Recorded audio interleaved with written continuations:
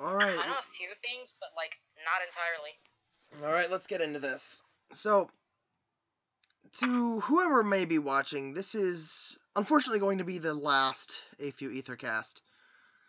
I will be transforming this into a cross-group project hosted by my group, Fire Emblem Sanctuary, that will not only include members of AYFEW, but other groups such as Nina's Magical Circle Jerk, whatever the fuck WAMU is now. I think they just merged into Nino's. Wasn't it Cafe or something? No, Cafe is a separate thing that Ryan runs, and they're pretty chill, so I'll go with them too. We also have Heroes Hell and Skill Center. They're going to be in on this project, so that's going to be the Sanctuary Paragon podcasts, and that's going to be pretty fun once I get all that shit set up. Brando is still working on the logo right now because all I have for photo editing is Microsoft Paint, and my shit's not good enough. So you guys can thank Brando for the thumbnail for the AYFEW Aethercasts as well, because that's pretty freaking good if I gotta say so myself. I agree. But yeah, so I figured why not finish it off with a bang with the last console Fire Emblem game. The last home console one, Radiant Dawn. And, well, let's go around and introduce yourselves. I'm your host, Corvus Sinclair. I am a mod of AYFEW and owner and founder of Fire Emblem Sanctuary. And my favorite game is Path of Radiance. But I also love Radiant Dawn despite never finishing it quite yet, because I built the fuck out of the Guerrilla Mercenaries and was afraid to fight them with my underleveled Dawn Brigade. So I never finished Act 3. So I'm like, I really don't want to risk this fight, so I'm like, fuck. Alright, so let's go around and introduce ourselves. Steph, you're up. Do I really have to do this again? Oh. Can someone else go first, though? I'm kind of, like, occupied suddenly. Fine, Francesco, hit it. Well, hello there again. So, in case you didn't watch the Path of Radiance one, I'll just introduce myself very quickly. I'm your local Italian ship poster. We got introduced to Fire Emblem basically thanks to Radiant Dawn, so here's our time to shine, I guess. Even for my favorite one is Path of Radiance, but I love them both equally. So yeah, I guess that about sums it up. I mean, I basically talked most about myself last time, so Alright. I don't know. Also, what else to add, so unfortunately, Mr. Pockets has been dealing with some IRL shit recently, and while he was here earlier today, something came up and he couldn't make it. Night Law Trick, my bro Q here, who was here for the Path of Radiance podcast last time, was really freaking tired when someone he works with called him and asked him to come in to work today, and he agreed to it because he wasn't fully awake yet, so press F to pay respects there. Apparently Subway is hell. yeah, I've heard that. And Spade couldn't make it either, so we've just got the main crew here today. So As usual, saving the day. you're up next, Scott. Well, my name is Scott, and actually, Radiant Dawn is the game that got me into the franchise. That sounds like a ridiculous entry point. Like, you just get thrown in with one of the best fucking stories and well-built worlds in Fire Emblem. Arguably the hardest one. Yeah, the hardest one. That translation error really fucked over a lot of people. I didn't know about it when I started playing, and I started off playing on the hardest difficulty because who the fuck plays on easy and normal? Right? Yeah, I didn't do that. I did not know about the translation error, so I'm just sitting here like, why the fuck does Ilyana keep dying? So, yeah, anyway, this is the one I started on. Just loved the franchise immediately. And I have honestly probably played through the game at least 7 times. Nice. God damn. Awesome. I'm actually playing through the end game of it right now. Nice. Sweet. Alright. But yeah, most of the time I have the exact same fear as Corvus did. Fighting against the Guerrilla Mercenaries with the Dawn Brigade, or as you might refer to them in this podcast, the Bench Brigade, is a nightmare.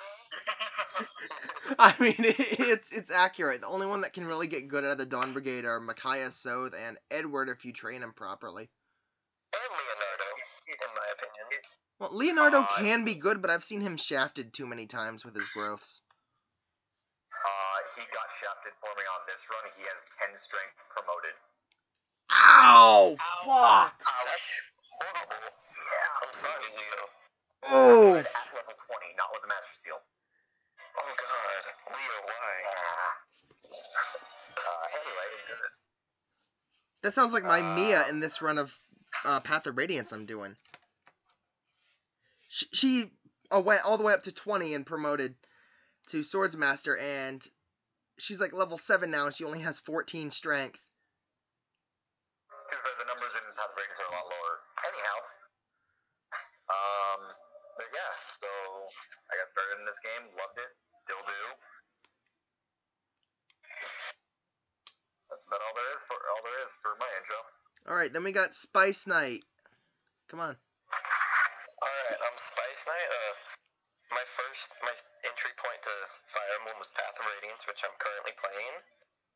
It's my favorite game, because Ike. I don't know what else to say. Yeah, we do. Some more than others, apparently. I'm looking at you, Stephanie. I mean, he is the best lord. Well, to be fair, The only non-noble in, main heroes. He is the only one who earned the title. Which is fantastic. Plus, I like how he's like, yo, I don't need this title anymore. You guys can have it back. Nobles are too stuffy and they're like jackasses. And I don't like these guys, so I'm leaving. And he completely I don't care about that stuff. I just go back to Benyon Senate.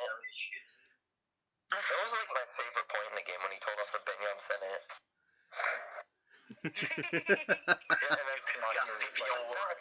The highest highlight of these games are two quotes in particular.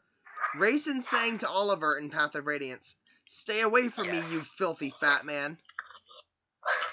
And Micaiah, when talking to Soth and Nyla and Volug in Radiant Dawn, she says, "Oh yes, Commander Ike, hero of the Crimean War, conqueror of Dain, and father of Soth's babies."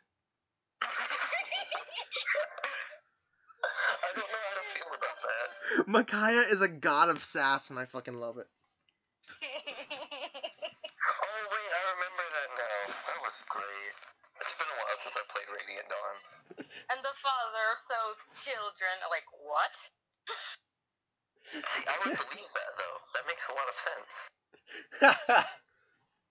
We're not gonna dive into the weird. whole Ike pairing, please, because that is a whole can of worms for a whole. That is a mess that I cannot deal with right now. We might actually have to get into that as filler shit later on, but let's prefer not to. Can we not?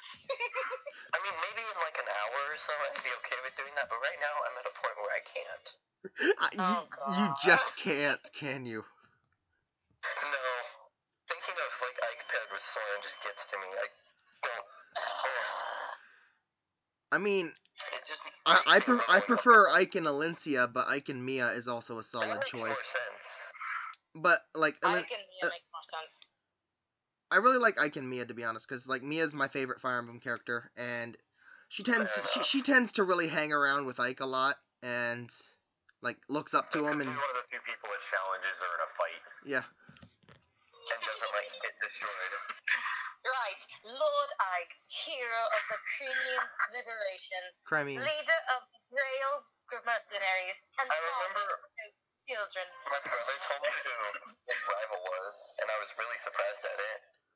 Who? Like Mia's rival, the one in white.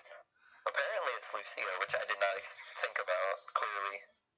Well, no, the rival works. The rival references them riding on horseback, which Lucia does not. Well, I mean, I suppose. Alencia wears white and is on a flying horse. That's true.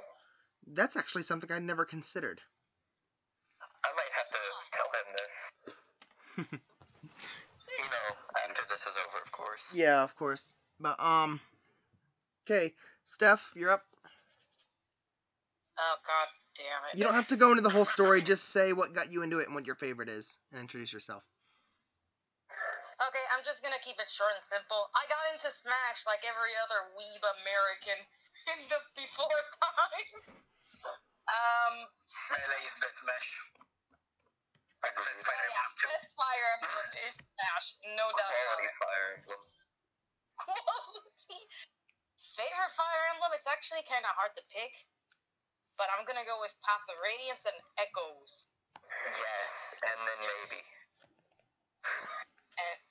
And let's not mention the game that shall not be named. That's a shit fest. Yeah, let's not have literally everything in its power technologically work against me doing this live stream today. I don't want to deal with it. Cause literally anytime Fates gets mentioned, my computer goes to shit. You just jinxed it! Fuck. Oh crap, I am so screwed right now. Oh fuck. Why? Well, let's just say Jill can't move. She's a level 8 with no weapon, and there's like 7 enemies near her. Why do people never Okay, go into their maps prepared? I don't get that. It's a fucking strategy game. Use strategy. I went too Okay, far that into the is bridge too early to get Har to appear. I forgot about that. He appears at a specific point. He appears once you pass the second row of ballista. Yeah, and I forgot about that, so... That is a Pepe rip if I ever heard of one. But I'm gonna have to use my best strategy to pass this. Yeah. Rescue. Yeah, you guys have heard my intro story like how many times now? 8 or 9. Fucking I lost track. I have no idea.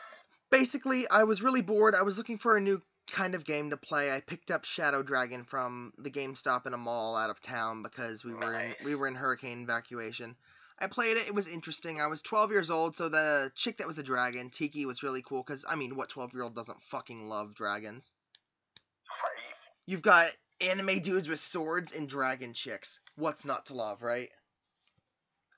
The game was like the best thing ever to me when I was 12, but I replayed it recently before the game that shall not be named came out. Not age well. Yeah, it really did not age well, and then I noticed how little Marth did for the story. Yeah.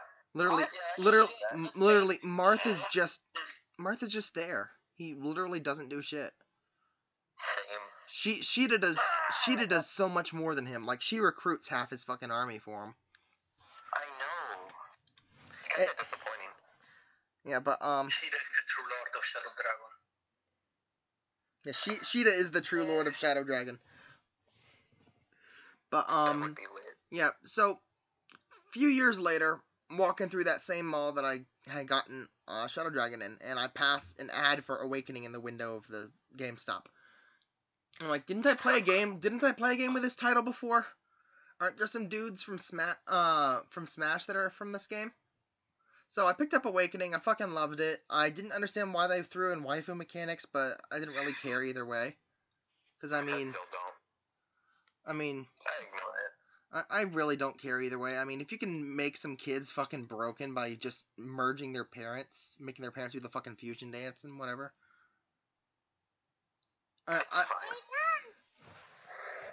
I like really don't care either way if they put waifu mechanics in any more future Fire Emblem games. The thing that ruins it for me is the fans that are only there for the waifus. Yes. Because I mean, The filthy casuals.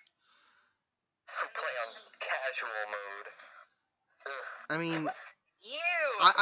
I will admit that one time I did resort to using Phoenix mode to train some units that I had benched when I wanted to train all my units, just because it was easier for the. Just to see what it was like. Yeah, I did Phoenix mode just to train like units like Arthur and Effie that I had benched. So that's about all I used that for. But you can be a Fire Emblem. You can indeed be a Fire Emblem fan and still be a casual. It really doesn't fucking matter, man. But I mean, myself, I like to mentally challenge myself and try to force my way through the highest difficulty in games while keeping all my units alive. Like, I'm doing a Lunatic Plus run on Awakening right now, and I am literally fucking hating myself. Because Lunatic Plus is just wrong. All these enemies have Luna Plus and Vantage Plus, and it's fucking stupid. What chapter are you on? I am almost to where you recruit Tiki. Wow, my brother's stuck on like chapter 2. Yeah, see, mentally challenge is synonymous with literal mental abuse. Why do I do this to myself? Have it unlocked yet, and I don't want to. Lunatic was hard enough. Save yourself the mental torture, dude. Lunatic was hard enough. Lunatic Plus is just fuck you. Lunatic Plus is literally basically asking you, why are you doing this torture to yourself? It's like the newest form of human torture. Quite literally. It's cruel and unusual punishment, but I love it. But honestly, yeah, Awakening was the game that originally got me into the franchise. I liked almost all of the characters except for a select few, like Sully, who was a little too aggro for me, and Virion, who was just like, come on, who really likes the pompous ass of the group? I like him, honestly. He's got a nice personality. I would personally punch Virion in the face. I'd punch him in the face. I'd punch him in the face, steal. Him and have his children. He's fine. I would punch him in the face and steal his ruffles and give him to Henry, so Henry can call himself not Henry, Gaius, so Gaius can call himself Ruffles. Henry and Gaius are my favorite characters in there. Henry is like one of the best fucking characters ever, man. He's just so great. He's so dark but funny. But his dark sense of humor is just spot on, and it's comedy gold. But that's why I tried to base my life off him after I played Awakening. I guess you could say your life is catastrophic. Catastrophic. Ew. Your life is a catastrophe. Unfortunately, I don't have any Henry puns at the moment. Damn. I'm sorry. I made these puns just cause I could. Oh my god. We're straying off topic again. Yeah. So yeah, whenever a new fan tries to get into Fire Emblem, I usually recommend Awakening, because whether you like the waifus or you like the gameplay or you like the story, regardless of it having, it is easy, but like normal and hard modes should be easy and easy plus. But if like you I just recommend Sacred Stones because it's a lot easier with the Tower of Valmy.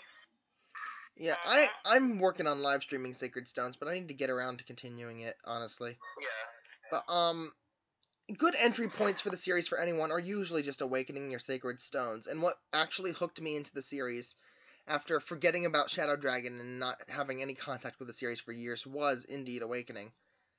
After that, I went and started looking around for different titles, and you guys all remember the trailers for Fates, right? How they all hyped us up because the graphics look cool, the characters look interesting, and then we were let down, yada yada yada. Yep. Right around the times those were released is when I joined the communities, and I'm like, wow, the fan base is fucking garbage. Yep. Alright.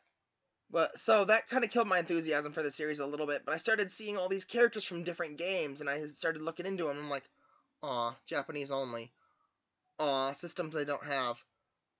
Aw, they're $300 a piece. Yeah, there's Path of Radiance. So, yeah, I saw Path of Radiance. I was like, this is the dude I mained in Brawl. This dude's fucking awesome. I want to play his game. So I emulated Path of Radiance because, I mean, I'm not going to give money to a scalper or a scumbag game shop that rips off people who trade in their games. And it's not benefiting IS or Nintendo in any way to buy from a scalper or a game shop that's selling pre-owned games. So, like... Oh my god, Soren died. Oh, fuck. I'm done with this chapter. So yeah, I emulated Path of Radiance and I fucking fell in love with the series. I have since played every USA released game except for Fire Emblem 7 because Falklands chapter. You want some uncensored anime hand-holding? You want some uncensored anime hand-holding? Go play Fire Emblem Blazing Blade. I haven't beaten it. It's one of the 2 Fire Emblem games that were USA released that I have not beaten. The other one being Echoes. It's FE7 and Sacred Stones for me because, I mean, uncensored anime hand-holding in literally the first 10 chapters of that fucking Blazing Blade game. That annoyed me. Yeah, it annoyed everyone. They're like, hey, Americans are stupid. Let's create a 10-chapter long tutorial. The stupidest thing is that we can skip it. The only way to skip it, the only way to skip it is if you have a cleared save data from Fire Emblem 6, which was a Japan exclusive. Or it's all started Ellawood or it's such bullshit. A cleared save data of 7. Yeah, that too. Cartridge will allow you to skip the link story. And see, something Stephanie just posted is disgustingly true. Here we have an Ike amiibo, which I missed out on because Ike and Roy are my mains in Smash. And I never once saw an Ike amiibo, and this is $50 fucking for an amiibo. Oh my god, no. $300 for Path of Radiance, and $80 for Radiant Dawn. By the way, Radiant Dawn is no longer 80, it has jumped to 100. Son of a Oh bitch! my god. I'm gonna just steal it from my brother. I'm a luxury you can afford. Thankfully, I spent all my money on Fire Emblem, so it's okay. Shout out to my ex-boyfriend that handing me over Path of Radiance. Thanks, bro. Lucky you. I'm just sitting here like, did anyone else notice when the Three Houses trailer dropped, how when it showed the overview of the field, how it had a very strong Tellius vibe? Yeah. It really did. The 3D models. I was here in a voice call with some people. I'm like, yo, that's a fucking Tellius map. That's like Tellius gameplay. Holy fucking shit. Can I make a pause real quick? Yeah, go for it. Corvus, they're gonna relaunch the amiibos for Smash Brothers because of Ultimate's release. So if you want to try and get an Ike amiibo, you might as well try that time. It's like Yes. around December, so Yeah. start For that. I heard of that. I'm gonna try to get I realized Meanwhile, that I forgot to say how I got into Fire Emblem. I could just say that real quick. Yeah, go ahead. Okay. Alright, so I was playing Melee, the best Fire Emblem. And Spyro. my brother told me to buy Path of Radiance because, Roy and Mars. Then he ended up playing most of it, and I didn't play it for a good couple months. I was busy playing The Incredibles. I mean, Incredibles was a sick game. I had it for the Game Boy Advance. I had it on GameCube, but I was like 12 at the time. And after a while, he gave up on it, and I started playing it, and that's how I got into it. Yep. Aw. After, I got it for Christmas. Yeah. Speaking of Christmas, I'm gonna try to get an Ike and Roy amiibo as well as Smash Ultimate out of Christmas. I'm already hyped for Smash Ultimate. I got my pre-order set. I am gonna say I just checked the price of the Ike amiibo. It has dropped. How much? That one the one shown is 50. You can get them for 28. I'm gonna check my GameStop for it. I'll try and wait for the restock. I'll wait for the restock because it has their updated Smash Ultimate poses and shit. God damn. God damn. But It might not be a different one. It might just be the exact same one. Also, can we talk about Ike's buff in Smash Ultimate? Since it technically is Radiant Dawn related. His eruption goes forward in 3 pillars of fire instead of a central one now. And they changed his up air too. It's no longer a thing that has a ton of end lag like the Ragnarcopter. It's a quick upward slash that's like his up smash but faster and in the air. Oh yes, I really want to main Ike and Link so hard. Link is fun in Smash 4, but I don't know how he's gonna be in Ultimate. With that picture, I just want to point out the fact of, wow, what a giant goddamn goddamn spoiler.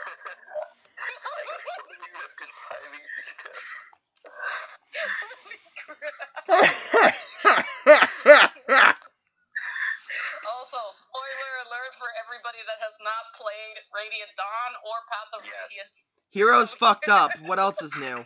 We have 7 fucking banners active right now in Heroes. So that's another thing they fucked up. That's way too many banners. Oh yeah, for those who didn't know, Zelgius is the Black Knight. Fuck all of you. They couldn't have put him in his red armor. His red armor that looks fucking sick. They couldn't have made him iconic like he was in the fucking trailer or opening cinematic for Radiant Dawn. No, they had to spoil the whole fucking. They had to spoil the whole fucking game.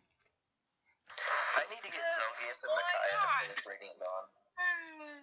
After that, I'm done. Well, and Soph. My Soph is +2 and he's glorious. He's got 69 fucking attack. Nice. Mine's still a 4-star. Nice. You guys ever run Soth alongside an Erica? What? You guys ever run Soth alongside an Erica with the copy buffs for fun? I'm gonna try and do that, but I have no decent Erica. You should use Erica. She can get up to like 70 attack, 65 speed, and 55 defenses. Poggers. Also, I heard a level up. Sweet. Or, instead of using Erica, you could use, I don't know, Arthur or Odin. I'm sorry. I'm an awful person. I'm sorry, but I have the best Soth in the entire freaking roster. Best Soth. You want to see my Soth? Go for it. Sure. I bet you mine's better. Pupper! That's the best Soth. This is actually my dog Soth. Her dog's name is literally Soth. It's literally Soth. He's the cutest pupper. I miss the little guy. No, he's not dead. He's just a TX. Oh, you're talking about on Radiant Dawn. Oh, wait, no, that's Scott. Never mind.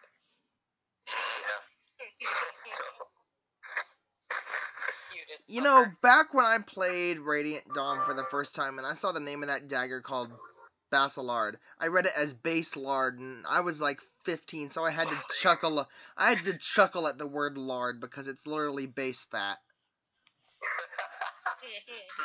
That's still how I read it. That's a good name, though. Base fat, in quotes. Base fat. You guys are nuts. Alright. Thank you. Next we had the stories. So, well, yeah, basically I've played every international released Fire Emblem game except for finishing Sacred Stones and Blazing Blade. I'm working on Sacred Stones, and I'm trying to get up the nerve to start Blazing Blade again. Because I don't remember anything that happened in the first 10 chapters, and I'm going to have to replay that shit. I could probably tell you, but I don't remember very much either. I remember, like, chapters 1 through 2. Well, I think the next pick is convenient. Well, Scott, you were going to do the summary of the game? Yep.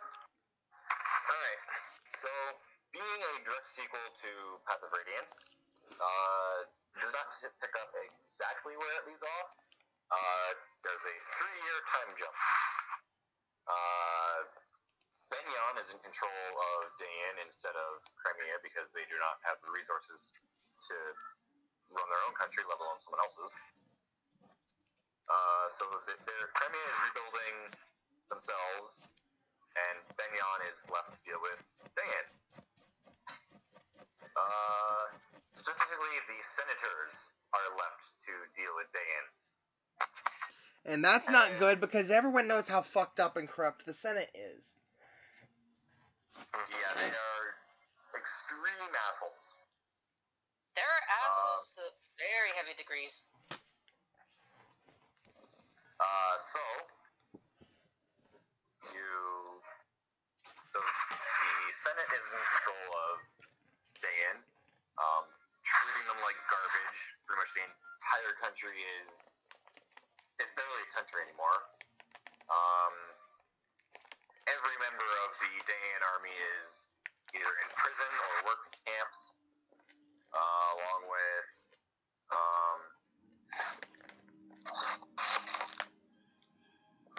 much just, anyone else who is also of age and ability to possibly fight is, again, put into a work camp.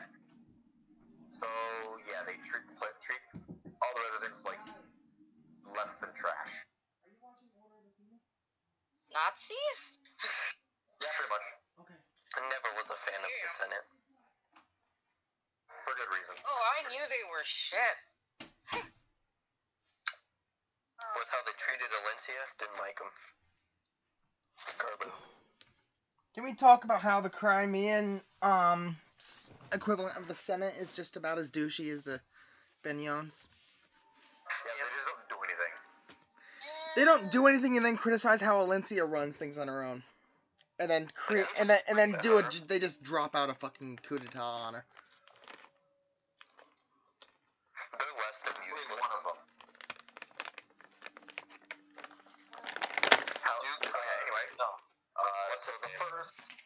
So the prologue of part 1 up until the end game of part 1 is pretty much you're playing through the Dayan Liberation Army and pretty much just trying to get the country back. Which you succeed, finding quote unquote the heir of Dayan, which that'll be addressed in a bit. This is Peleus you're talking about, correct? Yes, Peleus is the quote-unquote heir to Dayan. I thought Soren was the heir to Dayan. Heir.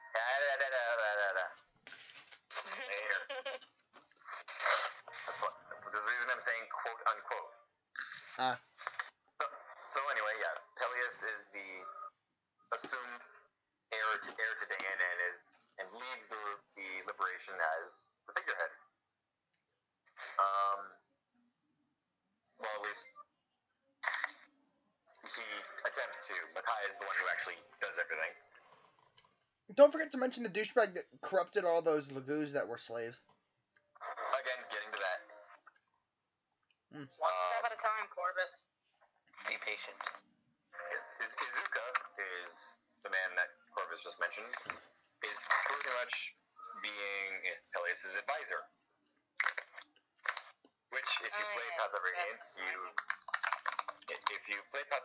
you recognize him as the guy who was working on the Pharaoh ones. Pretty much corrupting Lagoos, turning them into mindless killing machines, and then just waiting for them to die because they're literally less than animals to him. They're subhumans. They're less than subhuman. Hence why I said subhuman. Yeah. So, part 2, you play as the Crimean people, because you only play as the actual army twice. You pretty much play as, mainly, I can't even say mainly. It's centered on Alencia and her trying to defend her country from one of the dukes trying to form a coup d'etat. Oh, gee. Yeah. So you do prevent it, thankfully, because boy, would that have turned out great. Oh, yeah.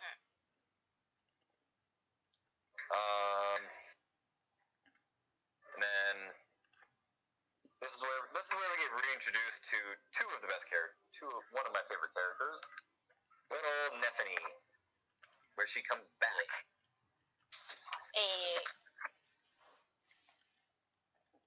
And of course, Micaiah and Sylph are the main characters in the first 2 parts. Or the first part. Honestly, I never used Nephany until Radiant Dawn because I had units that were better than her initially in Path of Radiance. She's not the greatest, but she isn't too bad either. She's not average. She's a little bit above average, but not quite great. She's not good, but she isn't bad either. She's just kind of there. She takes minimal effort, but she still takes effort. Exactly. But she wrecked fucking house in Radiant Dawn. Yeah. She can kill herself once you promote her? Doing the math on it, she can actually kill everyone. Even with like getting heals and stuff? Yes. Oh wow. Wishblade plus Impale. Well, I mean, you don't get the Wishblade till the end game. Yeah, but still. You put Vantage and Resolve on her, and she is a monster. Oh yeah, I agree. The thing here is, she's a fucking tank, but she's a tank that has high speed and skill as well to complement her medium to high strength and high defenses. Plus, she doesn't have the movement hindrance of being a tank either. She's just all around badass, and her only weakness is resistance. Here is I'm uploading a picture of the Nephine from my current run. Okay. See, even with 30 res, she's still good. Bruh. Yeah. No stat items. No, oh, dude, that is Alright, not let's fucking go. okay. No energy drops. No Seraph Rose. No Speed Wings. Nothing. You are a legend. We are not worthy. Look at that hit. Look at that hit. Look at that avoid. I'm so jealous. Hit 200 avoid 118. Oh god. Okay. Add Resolve boosts on top of that. No, not okay. Well, she is definitely gonna get some people. And here's the man himself. Top Neff. Like, Ah. he's just amazing. Like, he doesn't get much res, but he makes up for that in just being Ike. Huh? He makes up for it by having Aether and an absurdly high activation rate. And Ragno, and the skills, speed, and luck, and all that. Like, but I love how those are his hit and avoid rates with a biorhythm at its worst. yeah, which is impressive. That's with a negative in it. Ew. Imagine that with a biorhythm set to best. It's 205. That's 220, sorry. I'm looking at it right now. Jeez, I would not want to fight that. Yeah, his hit goes up to 220 and his avoid goes up to 135. Oof. Big oof. Shit. Anyhow, part 2 is Valencia and crew. The moral of this story is never underestimate the quiet ones like Nephine. Quite literally. It's always the quiet ones. So then part 3, the end of part 2 has what is honestly my favorite cinematic in honestly any game. Is that Lucia's execution save? Yes. Oh, Soren, always with your head in your books. Fucking Mia's voice actor is the same one as Bubsy, and I don't know how to feel about that. I don't either. That So that cutscene is the reintroduction of the Grail Mercenaries. Quality. So They just show up, they beat the fuck out of all these guards, they rescue Lucia. Especially Ike, he just murders like 30 people by himself. He just swings a fucking Atard in one broad stroke and like 7 guys go flying several feet. And he doesn't know Ragno either. He just fucking goes up to these guys and he's like, yeet! You're dead. Imagine if he had Ragno. He probably would have taken out like half the rebel soldiers surrounding the area. Only half? I mean, in the direction he was facing. If he didn't have Lucia on his shoulder, he could take them all out. Yeah, I forget he rescued someone. Yeah, Lucia. Yeah, Penalty that gives him like skill and speed penalties. Yeah, they cut them in half. Oh god. The problem here is a lot of people overhype Radiant Dawn Ike. But they don't get the hype as justified. He is literally a god of combat. He is also the only lord that legitimately commits deicide. Yeah, he literally kills God. Quite literally. Yeah, Everyone else is dragon shit. And he Like, kills a dragon. Everyone kills a dragon and I kills a fucking goddess. And a dragon, along with that goddess. What's a god to True. an unbeliever? He also kills the king of dragons too. Well, no, he does not have to kill the dragon, but he must kill God. Pretty The much. dragon was an unfortunate happening. Yeah, the dragon happened to be there. You guys are talking about Dengasi, right? Hmm? You guys are talking about Dengasi, right? Yeah. Anyway, that's related. So yeah, the end of part 2 has the Grill mercenaries come back. And so yeah, they rescue Lucia because she's about to be executed due to a backup plan for the guy staging the coup d'etat. No one remembers his name. Duke Ludwig of Filleray. Oh yeah, I thought it started with an H for some reason. Nope. So thinking of pencil. So yeah, he is left to rot in jail because obviously Lucia didn't die, so she her death can be used as leverage against Lucia to get him out of prison. So yeah, part 3, the Grill mercenaries come back in. Part 3 is where the story starts getting Fucky.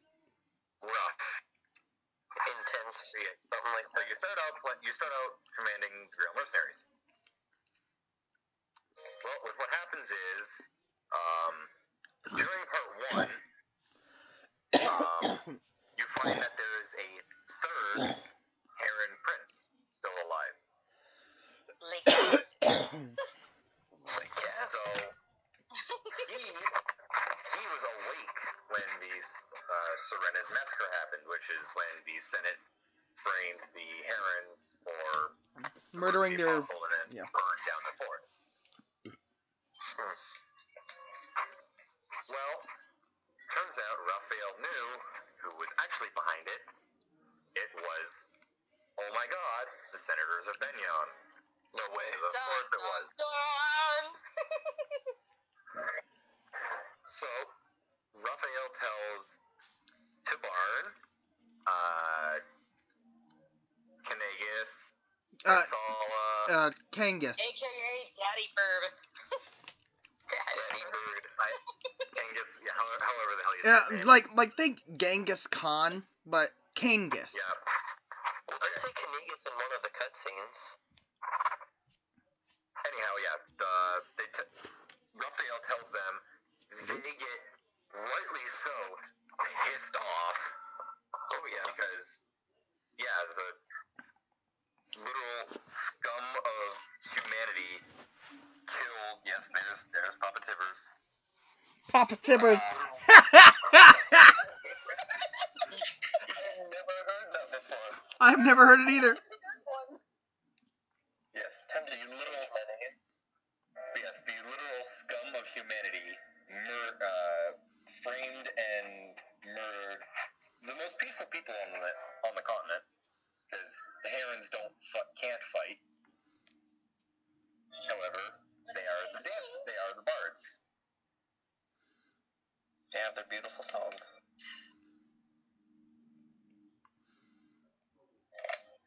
So anyway, yeah, they get rightly pissed and start demanding answers, which of course the Senate refuses to give, and even goes so far as to murder the people that the Lagoos are sending. Yeah, which really gets Because pissed. that's how you do shit. Which forces them to say, alright, we're in full-out war now. The Lagoos Alliance. Yep, the Lagoos Alliance. So, you play through the Grail Mercenaries, pretty much helping them because, well, Ike and Mist were born in Gallia, and the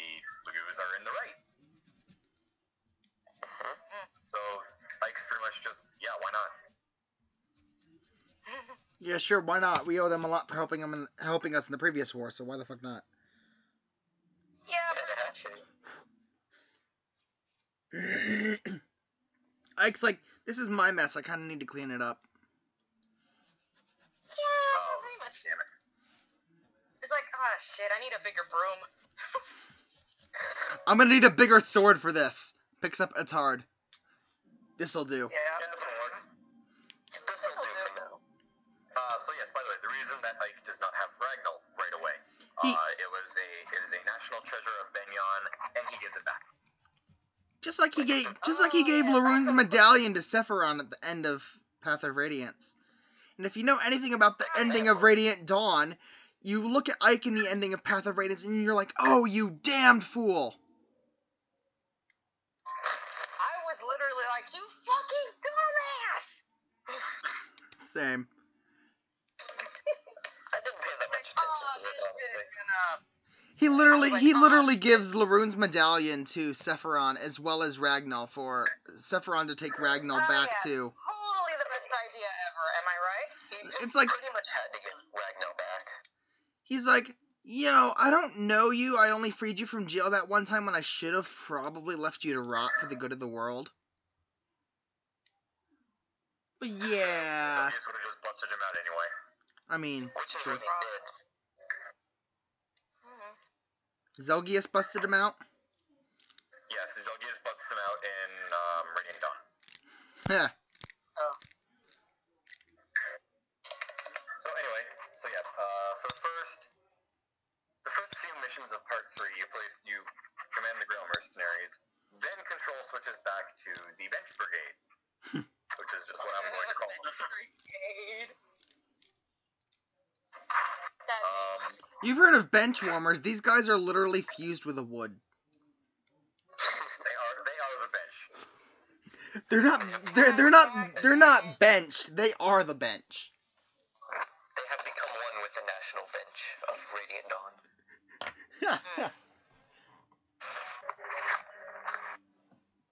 So, you switch control because Peleus has accepted Benyon's request for assistance in the war.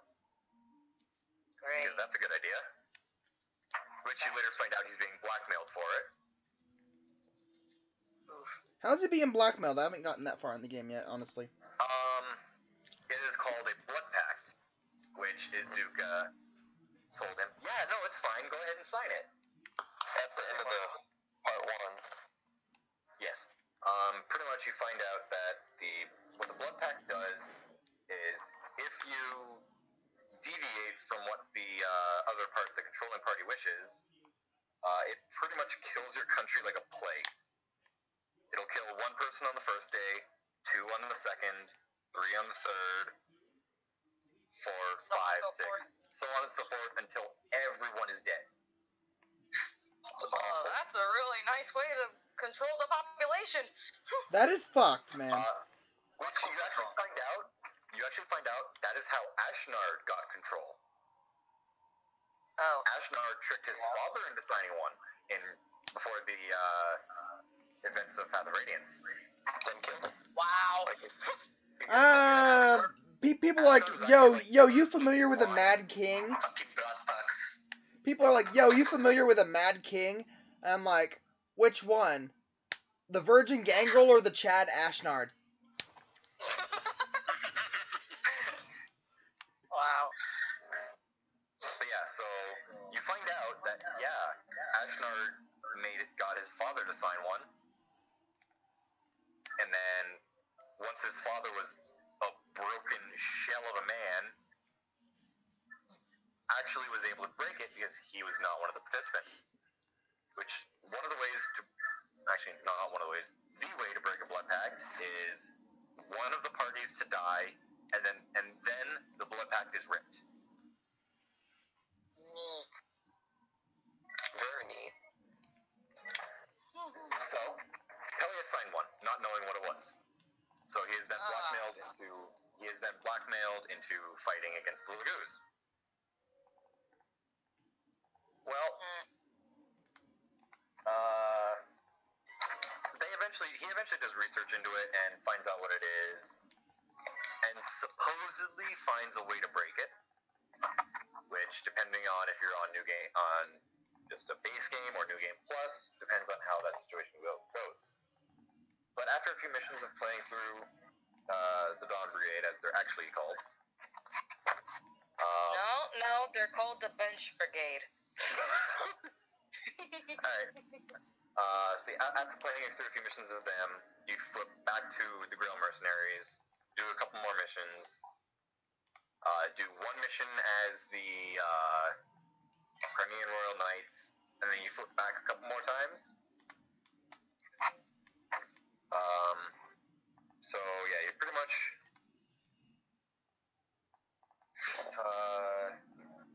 Benyon wants to walk through Crimea to fight the Laguz, because Crimea is the easiest way to do it, so they don't have to start trudging through the forests with all of their armored dudes. Not a good idea. However, because the Senate is directly involved, the senator that is involved sees Crimea as literally a toy. Or just a small child is actually the best way to put it. And decides to order the soldiers, yeah, sure, just go into that town and take what you need. Oh yeah, and if they won't give it to you, burn the place. Seems legit. So yeah, you play as the Royal Knights defending the area. Then you flip back between the Bench Brigade and the Grail Mercenaries. Yay! And this is when you start finding out just what is going on. So, with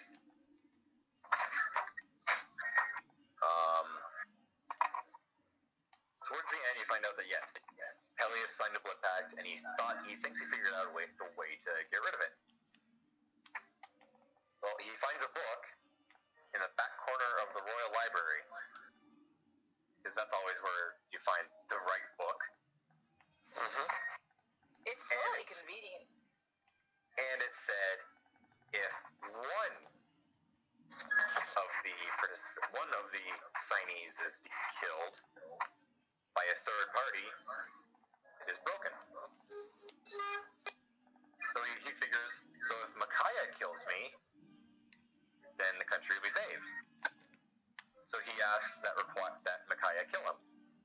Which on New Game 1, which is just your first run through, you were given two options: comply or refuse. Oh shit. Dun dun dun. If you comply, Micaiah stabs him. If you refuse, the head general who is standing next to him does it. So either way, he dies. Oh, fuck that. It's Toronio that kills him. Yes, Toronio is the general in question. You then find out that when a blood pact is made, a mark appears on the signee's body somewhere.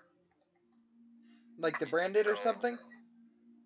Kind of. Well, it's specifically is a very specific mark tied specifically to the blood pact. So, if Pelias dies, the mark appears on Micaiah, Oh shit. showing that the blood pact is still in effect. However, on New Game Plus, there is a third option.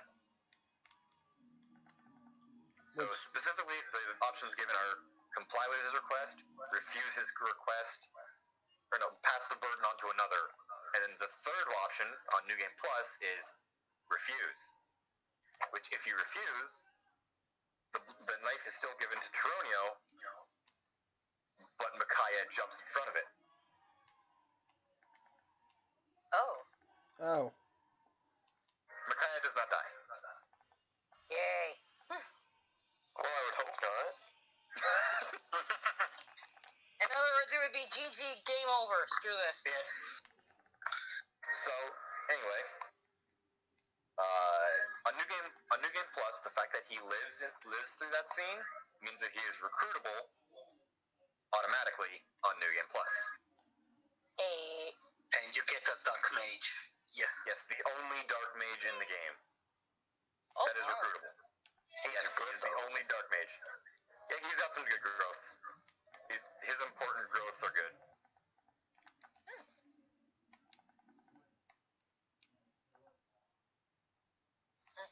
Nice. Yeah, so after that, the end of the chapter, or the end of part 3, it finally pits two smaller squads of Lagoos against the remnants of the Daean army, because they can't stop fighting, because the Blood Pact will start slaughtering the entire country. Completely indifferently, so they don't know who would die when. Meaning, Micaiah and Soth could be the first two to go. So they have no choice but to comply.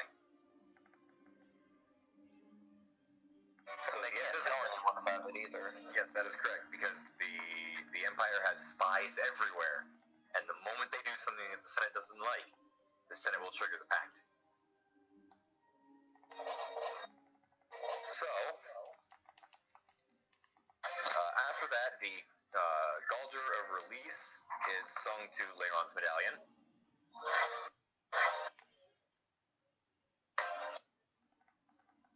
Which pretty much releases the quote-unquote Dark God. Which is literally just the goddess split in half, basically. Yune. It's the goddess of chaos. Which, spoiler alert, is a little bird. Yes, if you play Heroes, the goddess of chaos is the little bird that is in Micaiah's artwork. Or literally just play the first chapter of Radiant Dawn, and she says, "Hush, Yune, the guards will see us." That too. That's kind of a giveaway. Yune, don't go. Spot on. What? It's voiced by Veronica Taylor in Heroes. Come on, man. I know. AKA, Micaiah's a Pokemon trainer. Yune, go! God damn it. Use power of destruction or something? I don't know. Oh my god, kill myself. Yeah, so after the end of part 3, the Galder releases sung to the medallion, and both gods, Ashera and Yune, are awoken, because they're so deeply tied to one another that if one wakes, the other one does. Because that's, the reason is something I'll get to a little bit later. Because reasons. Reasons. Yes. Various reasons. So, the part 4 is when you're actually in command of everyone. You swap between control of 3 armies with the same purpose, which is to reach the god Ashera. And the initial hope is, yeah, no, we're going to get to her, we're going to talk to her, we're going to explain everything, and no one's going to die. Well, Ashera put a stop to that before it even started. She literally started turning people to stone. That, which happened at the end of part 3. You are petrified, and you are petrified, and you are petrified. We're all petrified. No Mandragora is gonna save you from this judgment. Pretty much the strongest out of everyone lives. Everyone else is petrified. You know what's funny? This is... So that's actually part of the story that you can play, basically. Except Branded, because they didn't give a shit about Branded. They didn't know. Well, no, Soren's branded. No, there's specifically a village of Branded, but because Ashera refuses to acknowledge them, that's why they were spared. Oh. Yes, the goddess refuses to acknowledge that the Branded exist. Lucky them, right? In this They never thought of the possibility. Great cast. Yes. Ah, yeah, totally merciful. So, you command the Silver Army, which is called that because Micaiah is the silver-haired maiden. The Grail Army, for obvious reason. No shit. and the Hawk armies led by Tibarn. Tabarn. Tibbers, whatever it was. Papa Tibbers. You guys see that picture I sent of Tabarn? I had that as my profile picture for a bit, and it's freaking sick. We need more good art of Tabarn like that. Alright, so... You know, if he ever gets released in Heroes, we'll probably get a shit ton of new artwork. Please insist. Please. Beast units. Hello? So, yes, Beast units, please. Part 4 is also where Ike promotes. Finally. And honestly, once he does, And this Silverex shit. he cannot die. Yeah. If you train him at all, he cannot die. Heal. Yes. Also, if you give him the skill, this is actually the best spot to just grind out experience for him, because he can pretty much solo the 2 maps that you get him for before everyone reconvenes again. And if you give him Blossom, which increases all of his stat growth, that's how I managed to get him all of those stats as high as they were. Primarily the resistance. His strength, skill, and defense growth are extremely high. His speed and luck are above average, and his magic and resistance are properly bad for a melee unit. But he wasn't in melee.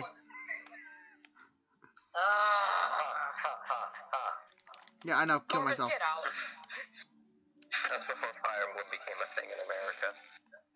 Anyhow,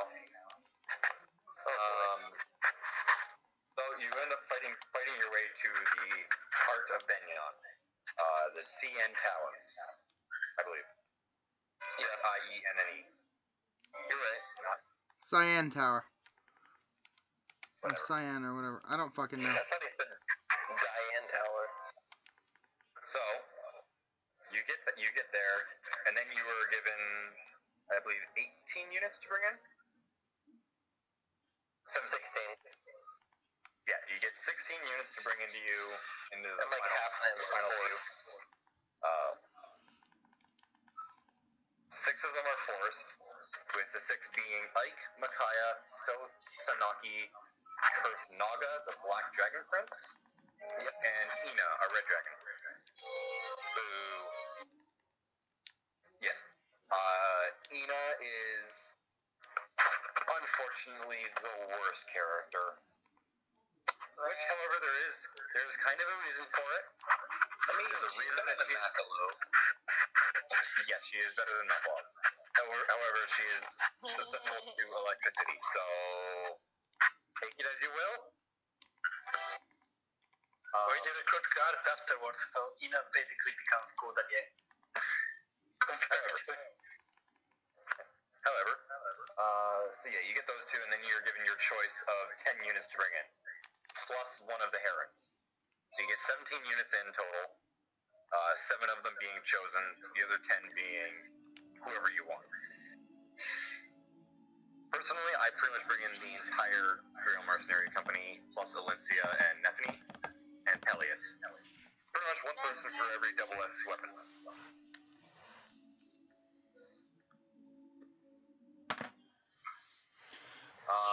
You then proceed to fight.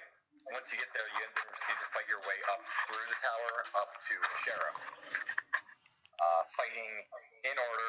This is where the spoilers come in. In order, the first floor is Lacane, the head senator.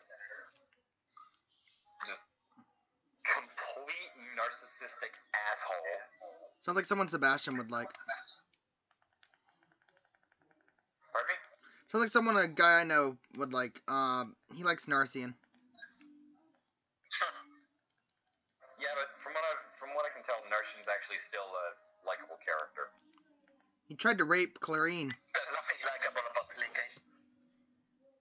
At all. Oh. Alright, maybe not then. I haven't played the game Narcian's in, or I forgot it if I did. Fire Emblem 6. Yeah, I haven't played it then. Anyway, Anyway. So the end game part 2. This is the only time where you see the Black Knight with his helmet off. Which, if you play Heroes, You got spoiled hard. Everyone got spoiled. Nice. yes, it is in fact Zelgius. Only out of combat during cutscenes does he have his helmet on. Even during the mission, when you're in control of everyone, he puts the helmet back on. And the name is Black Knight. You never see Zelgius on the map.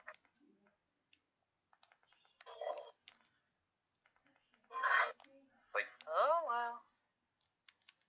Yeah, so every Radiant Dawn fan was royally pissed when he was added like that.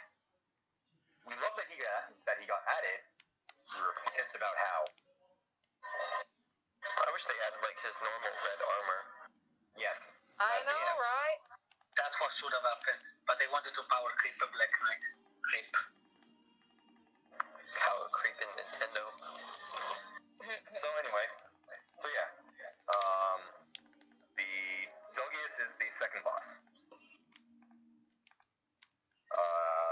After that is Degencia, who is the Black Dragon King.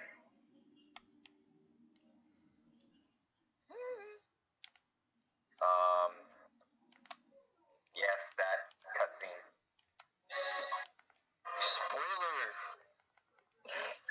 Graphics, everyone.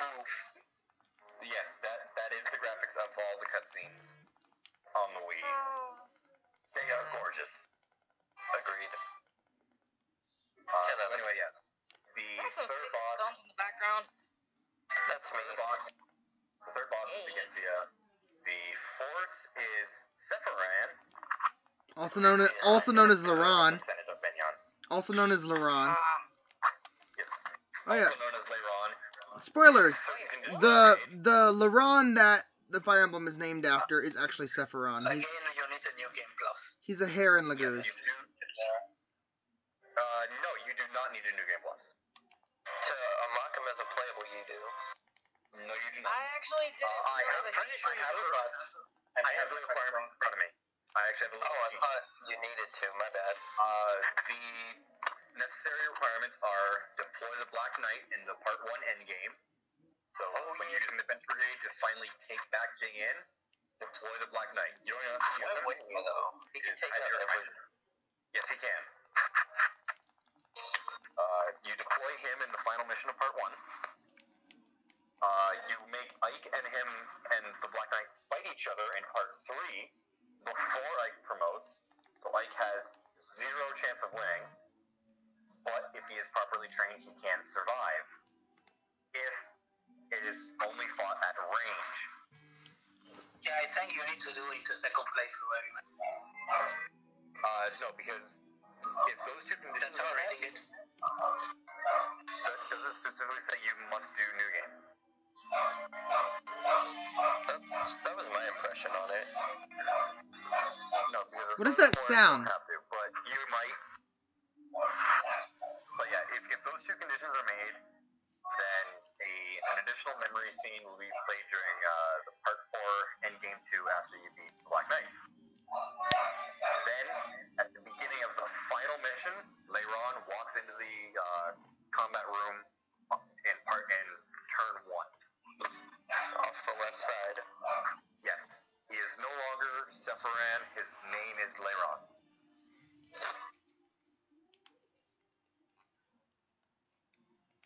Oh, yeah. So with that, So he's that 1,000-year-old Heron Lagoose everyone's been talking about that the Fire Emblem is named after. yep, The medallion is his. he is also the original apostle of Benyon's husband. Yep, Sanaki. Oh, spoiler alert. Sanaki's a branded. Yes, as is Wait, Micaiah, what? and they are sisters. I know Micaiah's a branded, but Sanaki? Yeah, Sanaki is a branded, and she's sisters with Micaiah. Yes. What? She might not have the brand. She might, I don't know if it actually ever says that she has it. But yes, Sanaki and Micaiah are sisters. And Micaiah's the true apostle. Yes, Micaiah is the firstborn child of the apostle. Or of the apostle's bloodline. Whoever their mother was. The mother is unnamed, the grandmother was the former apostle. Yeah, Misaha. Yep. So yeah, Leiron is their descendant, is their ancestor from 1,000 years ago. Which is unknown to Sanaki. As far as Sanaki knows, he's just a guy who's there who was like a father. He was the prime minister. Yes. But he was like a father while she grew up. Mm.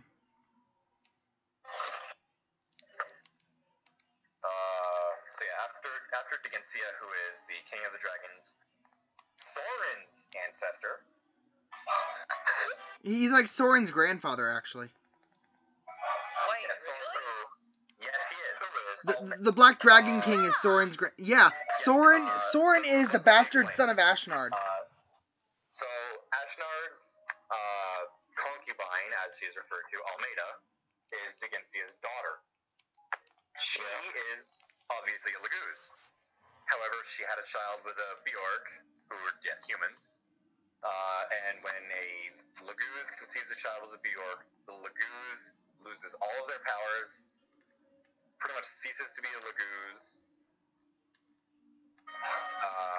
Nothing happens to the Bjork, and somewhere down the bloodline, a mark will manifest, being the brand, and that child will have extreme abilities in something. That's why Soren's so good with magic. Soren happened to be the one that got the brand, so he was extremely adept with magic. Quite literally. Yo, turn that music down, my boy. So, no, turn it up. I was thinking harder. Yeah, turn that shit up.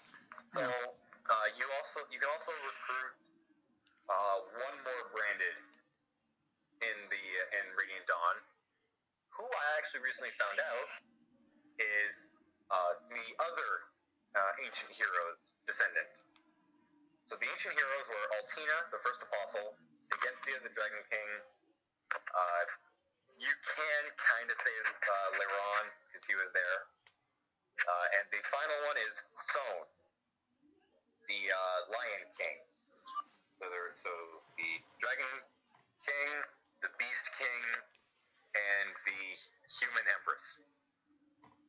Okay. Stefan, who is a recurring character from Path of Radiance. The green-haired guy that likes Laguz, right? Swordsmaster that comes with the fucking the vague Kati, The yeah. super sword. Yeah, the super sword. A very good sword. He is Sohn's descendant. Really? I did not know that. It makes I sense, was though. unaware of this. Hence his title at the end, Lion-Blooded. Did you have to use him to get that title? Because I never used him. No, if you recruit him, he gets the title. Okay, I don't remember that, but it's probably going to come back to me soon. Did you recruit him at all? I did. Okay. Every playthrough. Yeah, during the epilogue, he just has the title. Alright. Anyhow, so with that, yeah. Where was I? Yes. The final mission. So the final mission, you're fighting Ashera, the goddess of order. Now,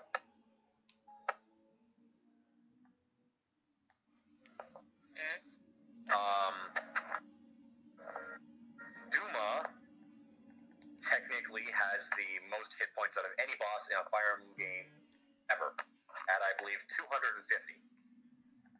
Jeez. Technically, he does not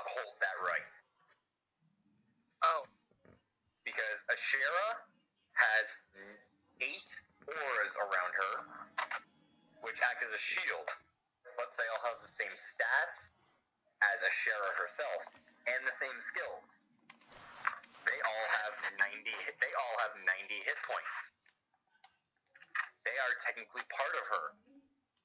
Ashera herself has 120. So 8 times 90 plus 120. That is Ashera's total hit points. Suck on that, Duma. Get wrecked.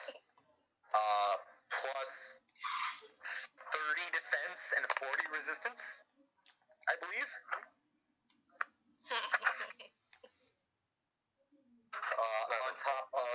On top of every turn, healing equal to luck, which is 30.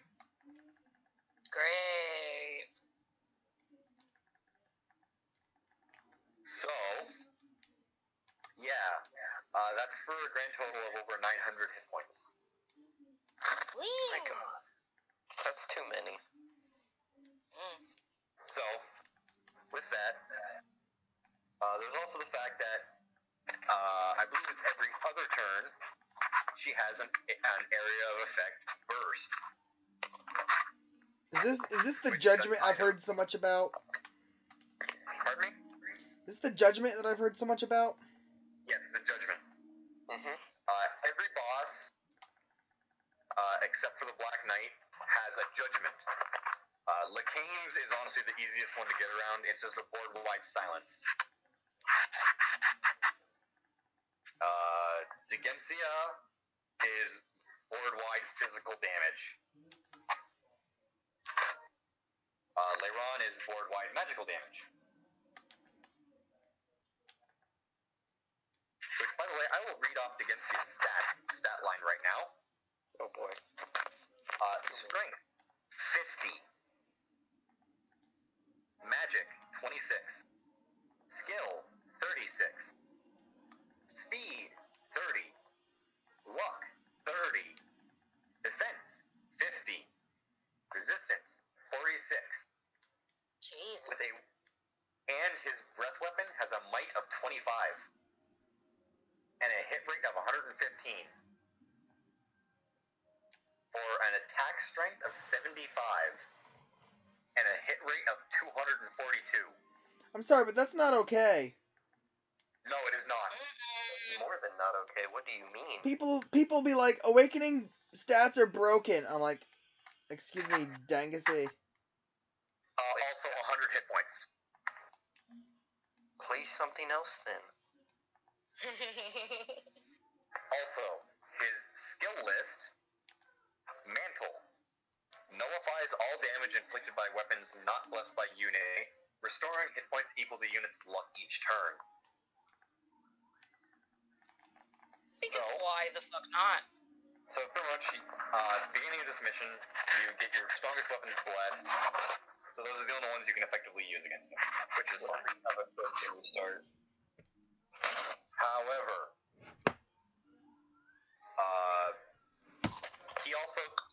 Mantle also automatically has Nihil built into it, which Nihil nullifies all combat skills.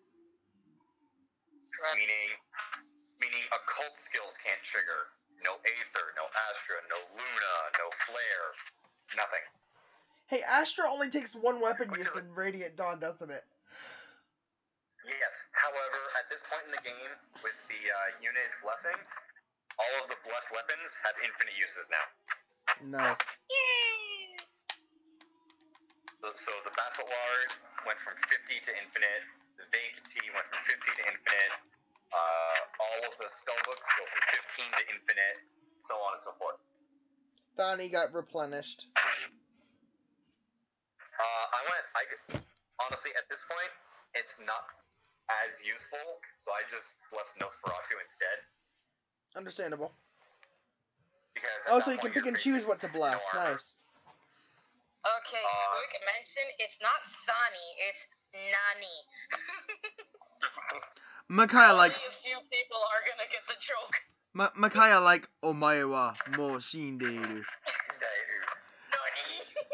Literally, every horse and armor unit and most infantry. Nani? So, again, at this point in the game, it doesn't really matter that much because there's literally 2 maps left, or 3 maps left, and it does allow you to use the best weapons without any care.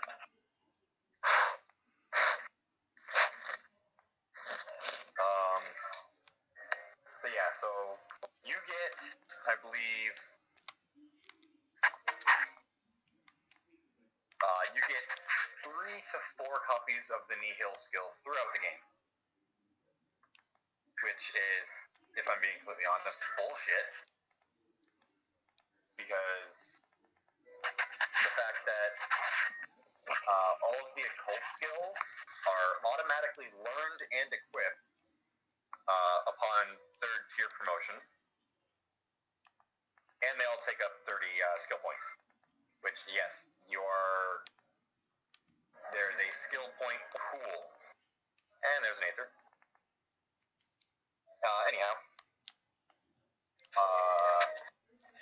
you're given 3 copies of Nihil, which, as I said, shuts down occult skills. Unfortunately, the occult skill for Whisper is garbage. Yeah. It's literally fucking. Get to that in a minute. It's literally false swipe from Pokemon. Yeah.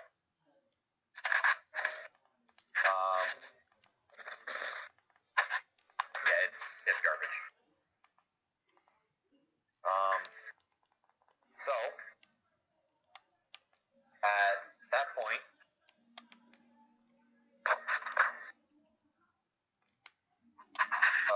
so the final mission, you're fighting against Ashera, and obviously, hopefully, you win, because honestly, it is actually fairly easy to whip on that fight if you're not careful. Isn't there like a spell which instantly one-shots somebody? If they're untrained, yes, Ashera can one-shot everyone. Shit. Also,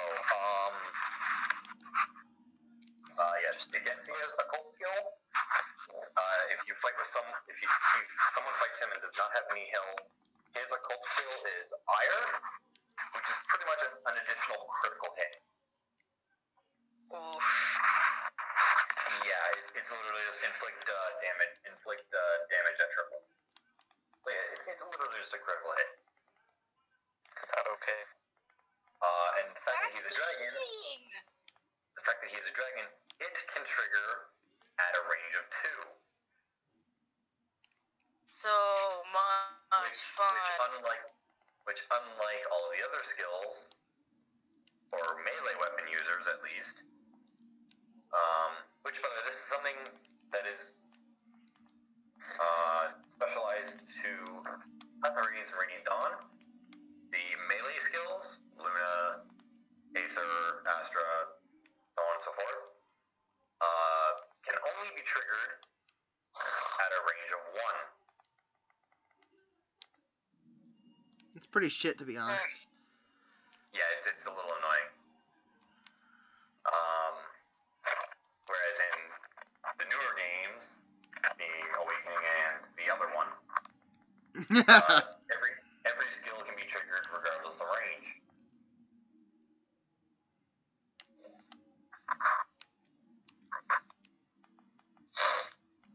So yes, all three of the final bosses all have Nihil.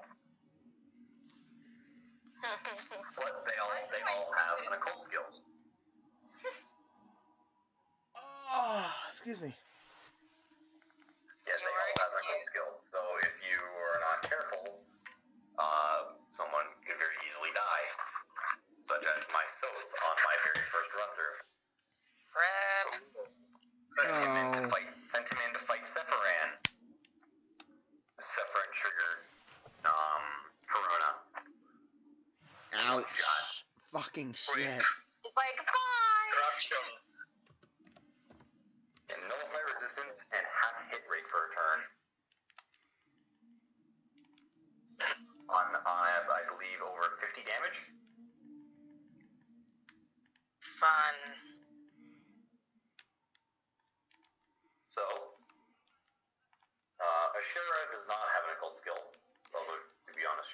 anyone.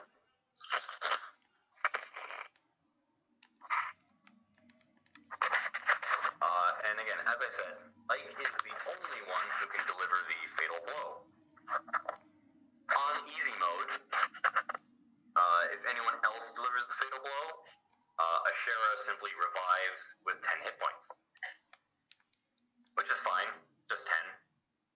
On normal mode and higher, she gets a full restore back to 120. Yeah! And let's remind that to normal mode it's actually hard. And hard is actually lunatic. Translation error. Translation error. In the Japanese version, there is normal, hard, and lunatic mode.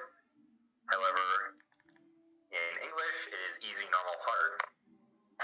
So if you want to play hard mode, you play normal mode. If you want to play easy, you play, well, fucking easy. See, this is the first time I've heard the translation error. This is the first time you've heard of the translation error? Yep. Yes, well, it exists. And they have addressed it, and they're like, yeah, that was an issue on our part. It's like, my Which mistake. basically bumped Play the anyway. game because everyone said it was too hard. It's actually the reason I dropped it the first time, because I played on normal. And it was my first time playing Fire Emblem. To be fair, that's honestly probably why I got such a bad review, because the reviewers went to review it and went, oh, it's just another Fire Emblem title. I can avoid easy mode. Oh, but it's just another Fire Emblem title. I'll go right to hard mode. Review it on hard. That's where you're wrong, kiddo. And they were actually playing on Lunatic. God damn it. It's like, oh, you thought this was gonna be a walk in the park. That's where But it you're was wrong. me, lunatic mode. God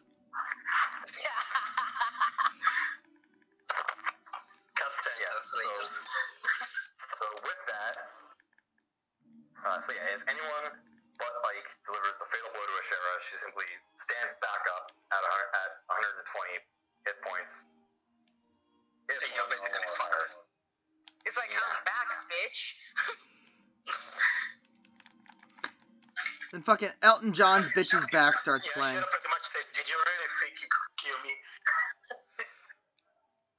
It's like, I am a god, you worm. What's a god to a number? Exactly. Pretty much. But yes, which is why, again, I say, Ike is the only lord who actually, in fact, committed deicide. Everyone else has committed regicide. Ike committed deicide. Because he's wild. Because that's where the real people do it. Yeah. And Alm just commits patricide. I got here one. Little boys kill dragons. Only real men kill gods. I'm gonna print that quote out and put it on my wall. Do it. Fucking do it. Yay! Please do. Do it, you won't. Well, I don't have access to a printer right now, so I can't. So there are two additional secrets in Radiant Dawn. One of them you can only get if you play through Path of Radiance and have transfer data. Because one of the nice things about Radiant Dawn is if you play through Path of Radiance, you can transfer over the completed file, and certain characters, meaning certain characters being everyone in Path of Radiance who reappears. Excuse me. Hold the post. Yes, that little girl is the god. That little girl is the goddess of chaos. That little girl can literally wreck your face. I'm a cute bird. Chirp, And chirp. will. Yune like, chirp, chirp, motherfucker.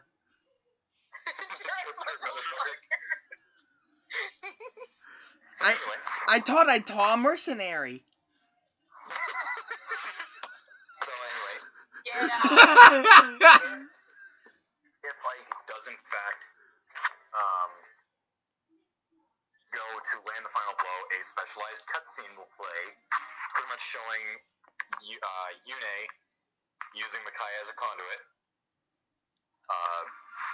blessing Ike with all of her power, for as much as she can possibly give him. which is truly where the Radiant Hero comes in, because he is literally engulfed in blue flames. Radiant Ether, man. Yes, it is Radiant Aether. That explains Radiant Ether, kids. When people say Radiant Dawn is overhyped, this is why. He literally kills God, and then is given all of her fucking powers. This is a very good approximation of the cutscene. Yeah, this is no joke. This is actual official cipher art, guys. Yes, it is, and it is absolutely stunning. It's beautiful. Hold on, I was kind of distracted. Ooh, yes it is. I like the design. Ragnar. Honestly, it's not even a new design, it's just extreme detail. True. Yes, it is. Oops, sorry. Yay! Hold on, there you go. Yeah, so a brief cut, that's half the cutscene. The first part is that blue flame erupting from the pendant that Micaiah wears. But that's like the best half. Which then goes into him. Which, again, then a specialized combat cutscene plays, where Ike strikes down Ashera. So that cutscene does not play if you do not have Path of Radiance transfer data. No, this one does. Because that's just Ike killing her. There are two conversations. One before you fight Ashera, and one during the epilogue. Okay. The one before is with Soren, I believe. They're both involving Soren. Yeah, still haven't gotten And it. this is where the infamous Ike and Soren shit comes in? No. Or am I mistaken? Pretty much. Okay, good. There's a special conversation before you fight Ashera where Ike and Soren pretty much just recant how they met. Like, Soren is asking him, do you remember how we met? Do you remember that day? They're just going over it. Pretty much just showing that, yeah, Ike is pretty much the only person that matters to Soren. So yeah, I guess you can say this is where the shipping comes in. Well, see, it's called Soren was literally abandoned by Ashnard and thrown out onto the streets. He ended up where someone recant this for me because I don't want to sound like an idiot and give false information. He ended up in an orphanage. By the way, that cipher art kind of irritates me because Micaiah does not have the brand. Good point. Oh my God, she doesn't. Both of her cipher arts. Both of them. Wow. In neither of her cipher arts does she have her brand. Neither of them. Well, I guess God damn it, they fucked up. Her brand is covered in the other cipher art that was posted before. No, it is not. Her hand is uncovered. The brand is just not there. No, the one that you posted above the cutscene before. Yes, that one is. But no, there's another cipher artwork of Micaiah, and the brand is missing. So I have a question. Sure. What's this about Soren being Ashnard's son? Okay, I'm getting back to that. So, Alright. Yep. Soren is the son of Ashnard and Almeida. You know, Kurth Naga's older sister. Yes. Ashnard wanted a child with Laguz because he had heard rumors that children born of that situation are extremely powerful in some regard. Which, to be fair, it's true. However, when Soren was born, Ashnard didn't see any true potential in him. So he just discarded him. He's like, like, you're a piece of shit. Get out. Yeah, yep. pretty much. Did they specifically say it was Soren? Yes. Well, no, that is in the end credit scene that I'm coming back to. Okay. So yeah, the special conversation before the final mission, Ike and Soren going over how they met, Soren saying, like, you're pretty much the only person that matters. Because Ike was the first person to show Soren any kindness. Because Soren was abandoned by Ashnard, just tossed aside, put into an orphanage. Because Ashnard would not let Almeida keep him. That's gay. Yeah. Ashnard's a dick. Quiet. I still want to see him in Heroes, though. We want to see him in Heroes because he's a dick. He's the grand hero battle we need but don't deserve. No, we do deserve it. After the shit that IS has put me through with these goddamn pity breakers, yes. Anyhow. So yeah. Is that Radiant Dawn I hear in the background? Yes, it is. Hey. I'm actually playing through against his fight right now. Oh, shit. Which is how I read his stats off. I was literally looking at them. Nice. So anyway, the end credit, the epilogue scene for Soren. Actually, the special conversation in the end game, Ike and Soren, you needed the Path of Radiance import data for it, because Ike and Soren must have A supported in both games. And that's where the shipping comes in. So you need the A support in Path of Radiance. You need to transfer it over, and then get another A support in Radiant Dawn. And keep in mind that Radiant Dawn you can only support one character. Can we talk about the best support in Radiant Dawn, so the Micaiah? Pardon? Can we talk about the best support in Radiant Dawn, so the Micaiah? In a minute. Okay. So yeah, if you do that and you deploy Soren in the end game, because obviously he has to be there. If the Leiron criteria were met, because you actually need to be able to recruit Leiron, because you need the extra memory scene. If those criteria are met, then the conversation is available to review. Now, Soren's epilogue scene is a minor pain in the ass to actually unlock.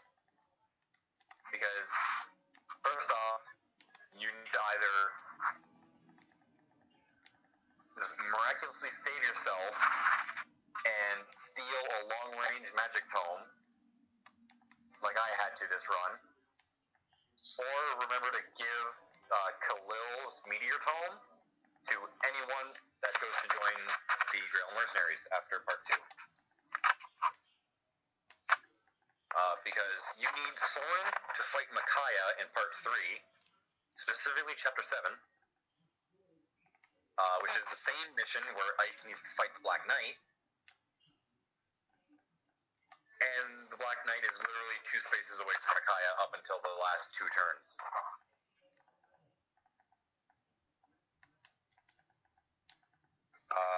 So you need the long-range magic just to reach her.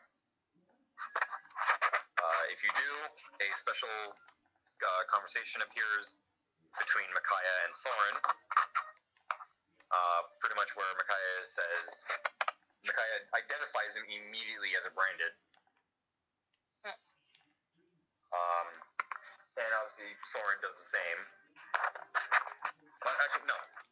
Micaiah notices something different about him from everyone else, and he mentions, "Yes, my blood is different than anyone else's, but it's the same as yours."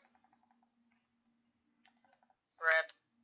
Pretty much stating that, yes, I am same as you. Micaiah just laments on the fact that she finally meets one of her own kind, and they're enemies. Which, if Soren is trained enough, which I had him at tier 3 on this mission already, so he was honestly strong. He one-rounded her with the long-range tome, because he doubled her. I love how Soren can potentially quad when using Adept. It's glorious. Yes, because he comes with Adept.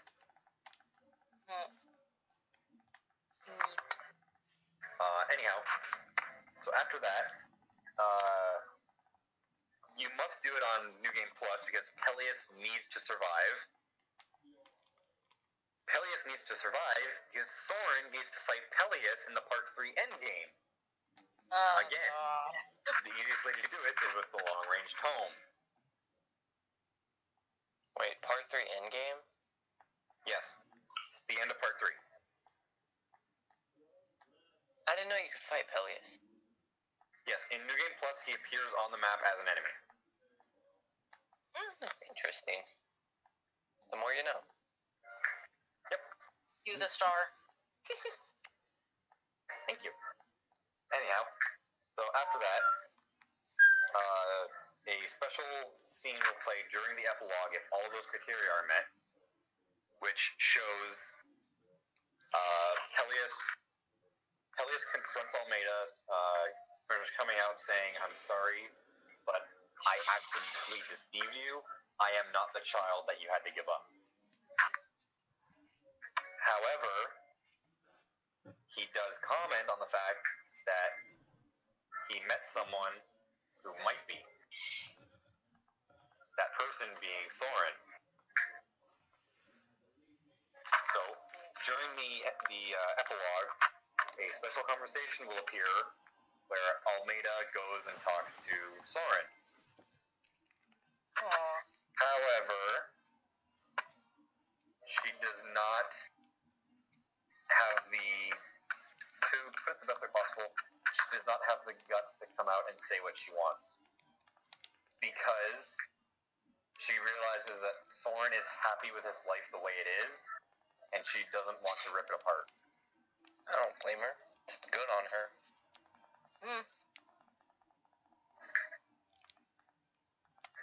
Personally, I never got the cutscene because I have an A support with Soren, but every time I tried to do the data transfer thing, it would always freeze on me. The data transfer is not necessary for the epilogue scene. It is necessary for the base conversation, not the epilogue. Yeah, that's what I was trying to get, and I could never do it. Yeah. To be fair, I've never actually seen it myself. Well, no, I have seen it. I've watched it on YouTube. I've never unlocked it. It would always freeze on me, and it frustrated me. Yeah, Soren and Peleus also do need to survive until the end of the game. Well, if Soren dies, then you should just quit playing. Or restart like every other person would. No, that was a joke saying that if you're so bad that Soren dies, then you shouldn't be playing Fire Emblem.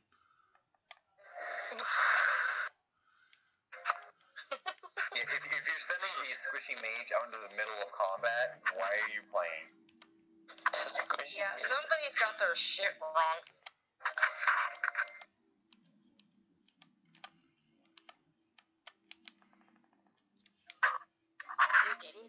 God, I love Ileana in the Dragon chapter.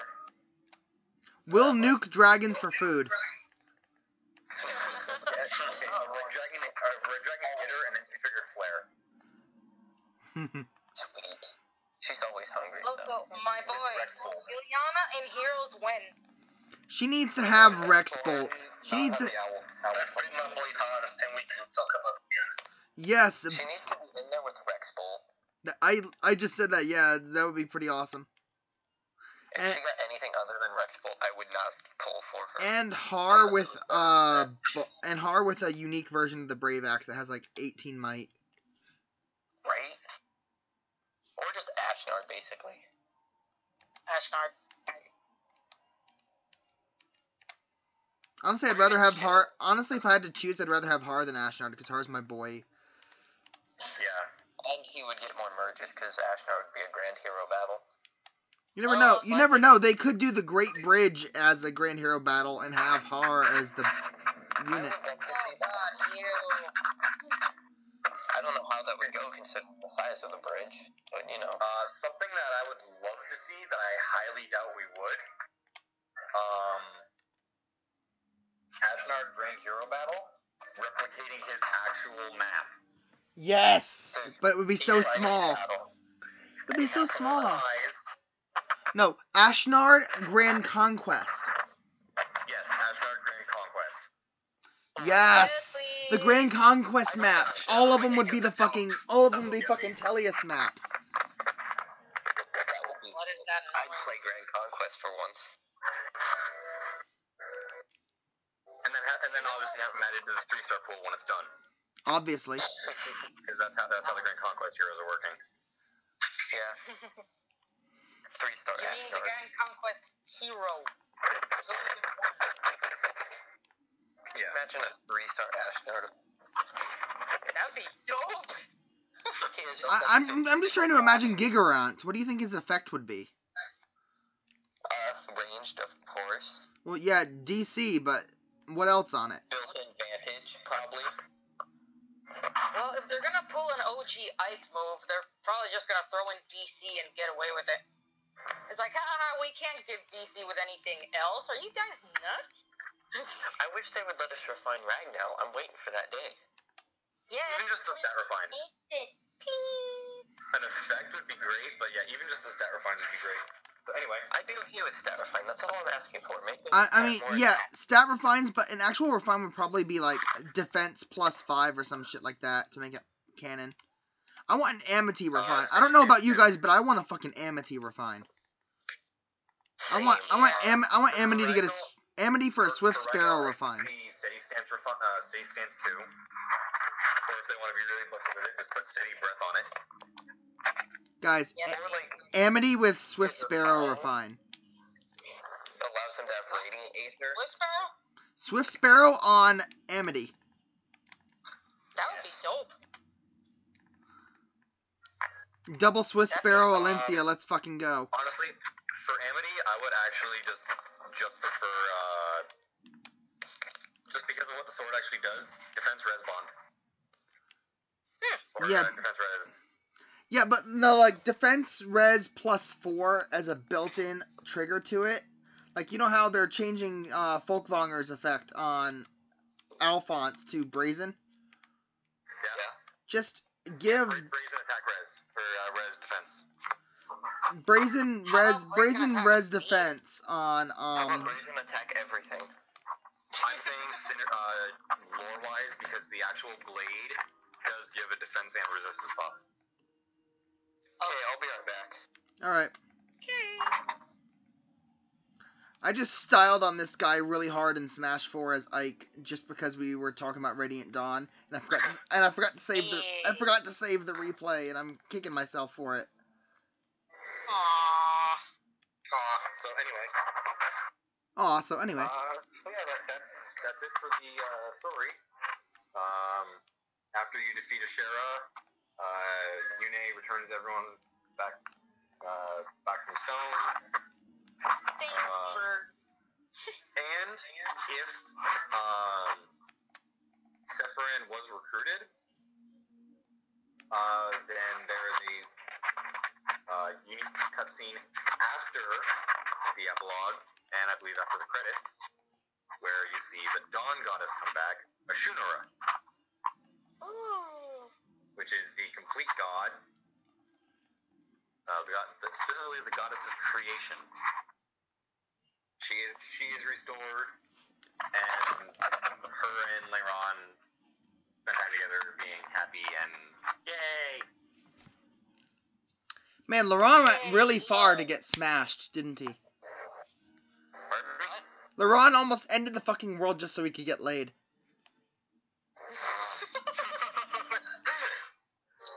It's don't laugh, it's true. You're not wrong. I'm sorry, it's just the way you said it, it was like, oh god. He almost ended the whole world just to get laid by a... He's like, yo, let me smash that goddess. Bleep. Cause I'm not saying that. I am not saying that on stream. He's like, Ashunara, let me smash. No. It's like, No. Go find Becky. I mean,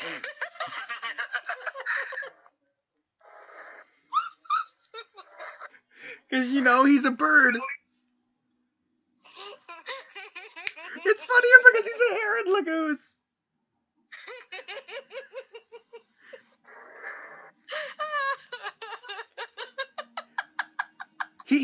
He gives her a lance. I'll give her some blue.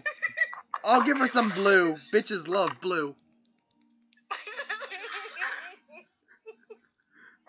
Oh no. I literally want to die from these puns.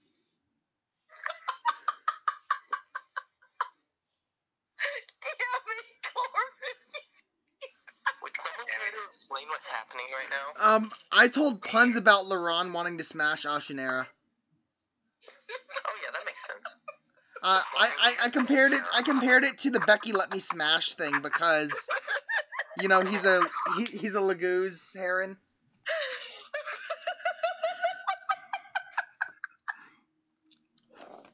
I'll be right back. Yes, that is Soren's epilepsy. If just gives word with Ike. Dark bag of organs. And Mia follows Ike around, wanting to train with him. Briefly. Yeah, briefly.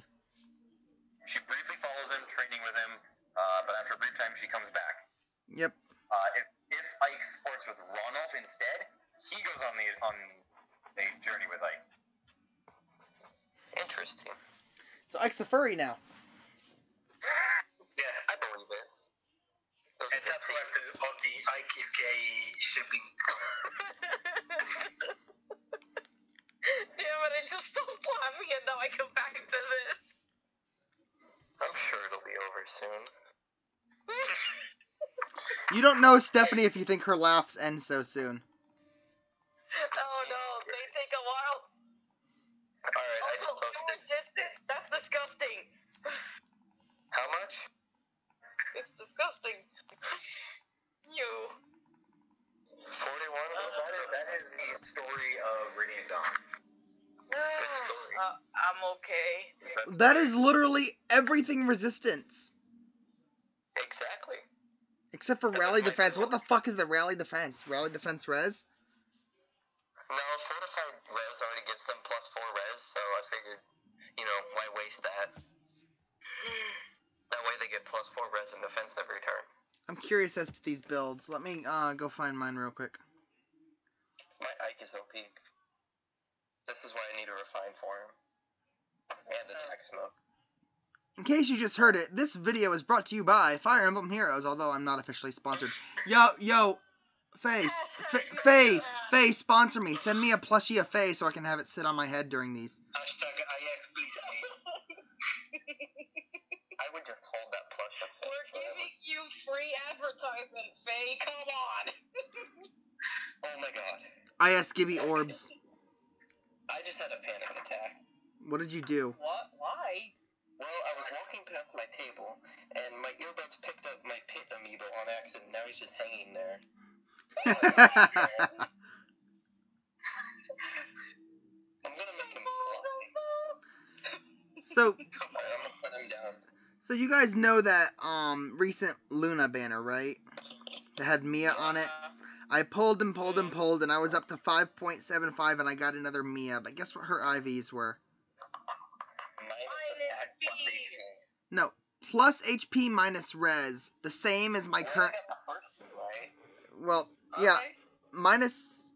I mean, plus HP minus res, the same as my current Mia. So I'm sitting here with a Mia +2 that is just mediocre as hell.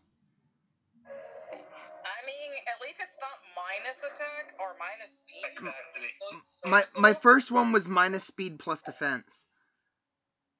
But plus HP is the worst you can get with any character. Pretty Hold much. on. That's a nice sword, but a attack Thank you. push though? You guys want to see a god tier Sanaki?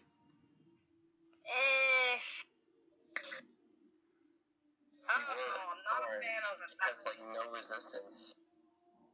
With Ike having infantry rush, he's triggering Aetherinne pretty much every combat. Oh god. Yeah, I but don't the know. damage is done after he heals. Yes, but he'll do the combat at full power. Take the 1. That's a next next turn, next combat.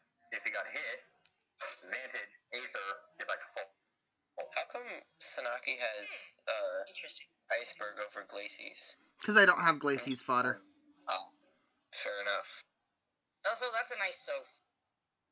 I agree. Speaking of Soth, Never I'm seen kind one of of either. disappointed he didn't use base lard, to be honest. Oh boy, here we go, Corvus with his Soth. And Erica. I'm about to put myself up in here to prove who's got the best one. Water Sweet boys. Water Sweet. Fun fact, Once I get the feathers, I'm promoting Joshua and then still sweeping him for Windsweep. What? Once I get the feathers, I'm promoting Joshua, and then Stilt's gonna eat him for Windsweep. Nice. Because dagger users are actually the best users of Alright, there's my Seth. sweep skills. Yep. And then obviously he's gonna get that's random. What is the random Seth? I was gonna use Soth.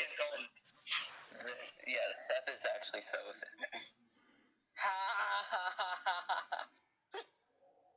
Now if I can find the real Soth. There you go. Do I even have my Micaiah running around here somewhere? Or do I have to go into the game and risk my ass getting disconnected?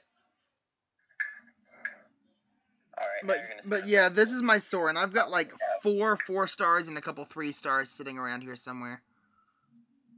He's like basic bitch build as hell. Yeah, Soren was my first 10-star project. I'm happy with how he turned out. I'm missing like 6. No, like 4 Sorens? Yeah. I got 2. I need 2 more. End up being my first 10-star.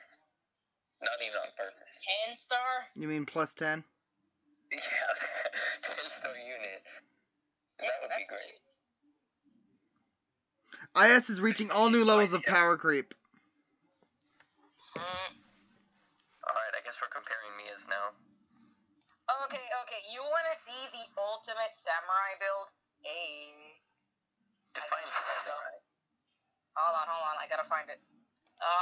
Why did this shit do this to me? Give me a couple of minutes. Alright, so we're gonna go over everyone's favorites? Sorry, what? Yeah? This is pretty much everyone's favorites. Mine comprise of Mia, Ilyana, Nephany, Har, and Elincia. Although Nephany's a little bit lower on the list than I'd like, mostly because most of her recent fans only came after they saw her in Heroes, and they're like, man, I want to suffocate in those thighs. Yeah, because, man, I love to get lost in those thighs.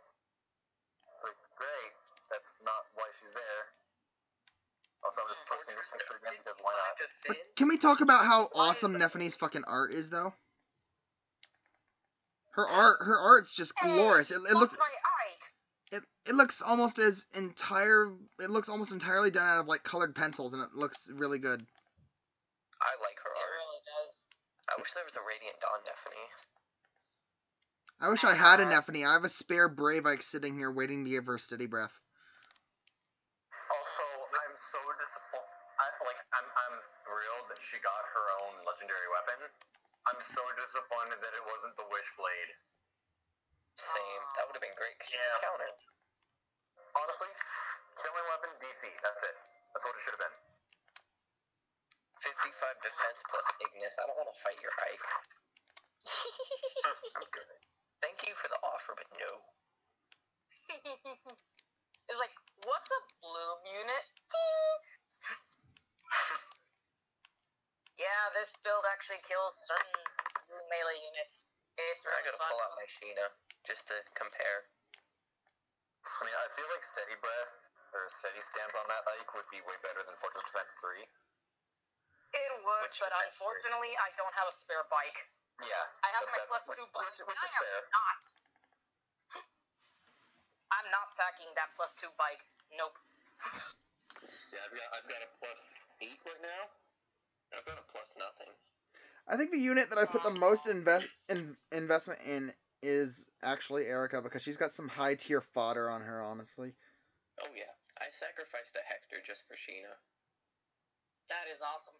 That's fine. My highest investment unit is probably Soren. Because I literally used 70 orbs to grab Hanoka, and I gave him attack speed bomb. I'm like, screw you guys, everybody's hyped for Hanoka. I'm just here like, get eaten. I gave my Erica attack speed bond from a minus attack level bounds Lin that I pulled. Because fuck the multiple Lins. Fuck the fact that she was minus attack and completely unsalvageable. That's a really nice Erica, dude. Thank you. It is. Now imagine her with like plus 25 to all stats, and that's what my team looks like. Poggers! That's not okay. That isn't okay. Her refine broke the fuck out of her. Ilyana is getting hit by dragons and then is immediately triggering flare or getting a crit. Hey.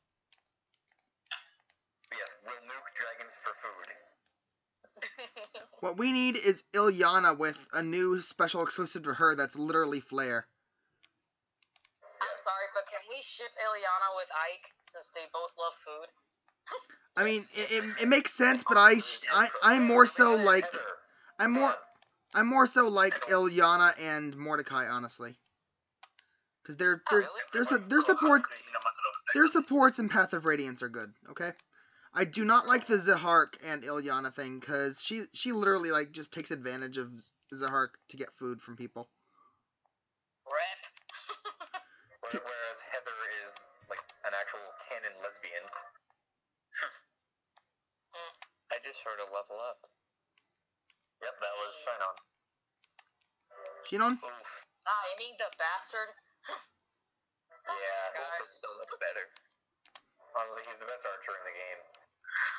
No. Because he comes in with the killer bow, he has higher bases than Rolf. Just as much, pretty well similar growth. I suppose. Yo, so I'm fighting this Lucina in For Glory right now with my Ike, and I am ahead of him by one stock, and we're both at 130%. Let's fucking go.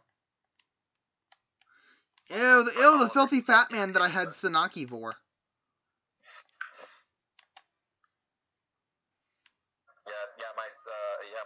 My Micaiah ate him.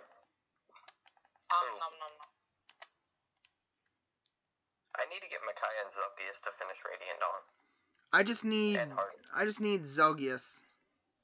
Honestly. I just need Harden for my armor team. I am so happy with myself that I managed to look out and get the Bridal Sanaki. I have not missed a single Radiant Dawn or Path of Radiance character. Let me see your Bridal Sanaki. I actually don't have Bridal Sanaki, Zelgius, or Mist. Or Nephany, and that's all. My Bridal Sanaki is just the base build. Okay, guys, can I make a quick rant? Yeah. Mine is too. I freaking hate it when people are like, oh my god, I got a pity breaker miss.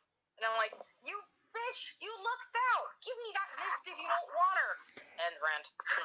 I mean, Mist is one of the only ones I don't have. This car I didn't want. Oh shit. Pity break. Yeah, go fuck yourself. You. Meanwhile, I'm someone who literally does not use armor as a principle because I'm a very impatient man and their slow movement pisses me off. And I went pulling for Bridal Sanaki and I got Sheena, I got Harden, I got Grima, which I sacked for Vengeful on someone. I don't remember what I did. I think I might have actually sent him home. Holy shit. I got armor. No bird. No. They want you to dominate arena. Why aren't you listening?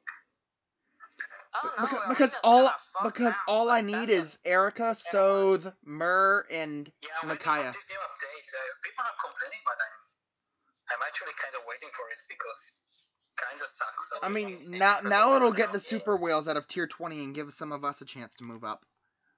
Yeah, it's pretty much only Dragon's armor now since that new update. And legendary heroes. Certain legendary heroes.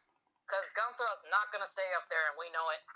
State of Arena right now is pretty much fun. So maybe this update will manage to fix it somehow. I hope.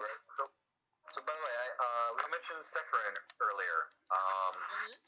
Again, another character where his stat line is just unnecessarily high. Oh. Like most final bosses. Yes, so he's a mage, obviously. Light Mage. He has a specific tome.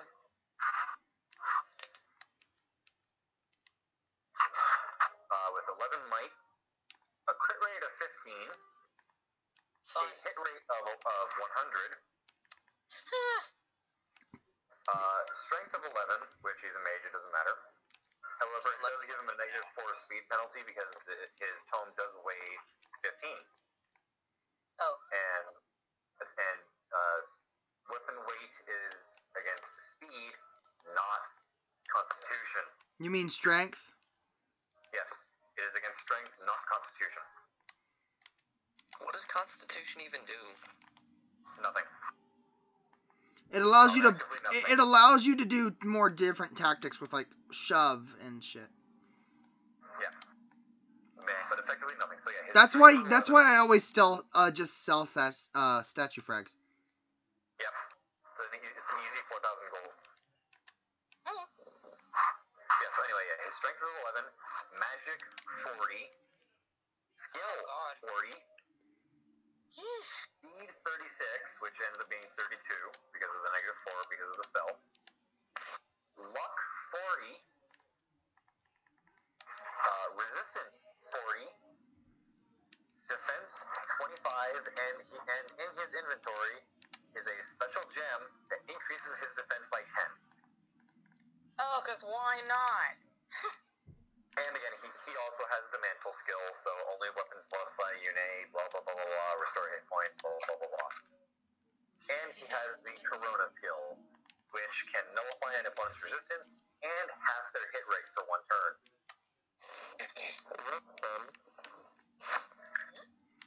Hey, you guys think you can res tank me? Think again. Prox Corona. Oh, hey, you guys better have me heal. Oh, you don't? Oh well. My favorite moment in Radiant Dawn was when Alencia critted someone and killed them with a men's stave. Granted, they had like 5 HP, but you know, not the point.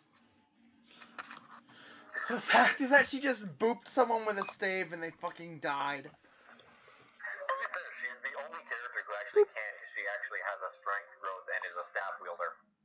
Yep. Death by boop. Oh, yes, if Quill was here, he'd tell you how we've been really into D&D lately, and he actually statted out Ike and the Black Knight. Oh, yeah, she got the Black Knight too? What? He actually got to the Black Knight too? Yeah. But Nice. we've actually statted out Ike and the Black Knight, and in one of his campaigns, if he ever makes up his fucking mind which one he wants to do, we're gonna walk in on Ike and Black Knight fighting, like in that scene in the castle. Also, yeah, the thing about stealth being unfortunately bad in this game. The most unfortunate thing about Radiant Dawn is the fact that Soph is a rogue, and he classes up into Whisper, which is an extremely bad assassin. Oh. Because Whispers are cool, but their skill is literally false swipe from Pokemon. Yeah, his occult skill is Bane. Now, if it actually did what it sounds like it does, it would be a little bit better. Which, the way it is worded, can incapacitate with a single strike. Does not work on all opponents. Now, if that actually did what it sounds like, meaning puts them to sleep, it would be much better. But all it does is reduce them to 1 hit point. I thought it killed them completely. No, that is lethality. That is the assassin skill. Oh yeah, lethality, the better one. Yes. Reverse the bulk, fuck that one. Bulk. Wow. The fireman. The really bad thing about Bane is it can trigger on a strike that would have been otherwise lethal. That could be a good thing if you're trying to farm EXP for other units, but we talked about how that was bad in the last podcast. I have literally had combats where he critted on the first hit, brought them down to 5, then triggered Bane and left them at 1. So it's basically Miracle, but helping Yeah, the it enemy. pretty much gives the opponent Miracle. Wow, that's stupid. Yes. And the worst thing about it is, because it is an occult skill in Radiant Dawn, the moment a character classes up to 3rd tier, they are immediately given their occult skill, unlike Path of Radiance, where you must give them the occult scroll. Which there's only 4 of in the game. Yes. Yep. Whereas in Radiant Dawn, they're immediately given the skill upon promotion. It takes up 25 to 30 skill points, which each character has 60 unless they're a Lagoose. However, Shove takes up 5, and I believe Canto takes up 10. Yes. So the ability that lets mounted units move after combat takes up 10, and Shove takes 5. Now, Shove is locked on every character. Every character has it no matter what. Every non-mounted unit has it no matter what. With the occult skills, they'll take up 25 to 30 and cannot be unequipped. And they take up. So yeah, they're immediately given, cannot be unequipped, and take up literally half the space. If not more. Because the ones that take up 25 leave you with 30 percent capacity, or 30 points capacity.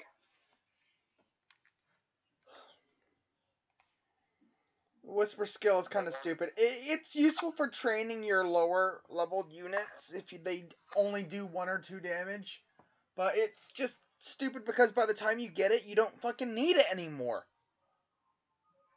Like, honestly, if they do re-release the game, one thing that I want them to do, like, there's a few things I want them to do, in order, let there be some condition to allow Soth to class into Assassin. But then he'd have 2, fucking occult skills. No, ignore Whisper. Let there be a way to ignore Whisper and put him into Assassin.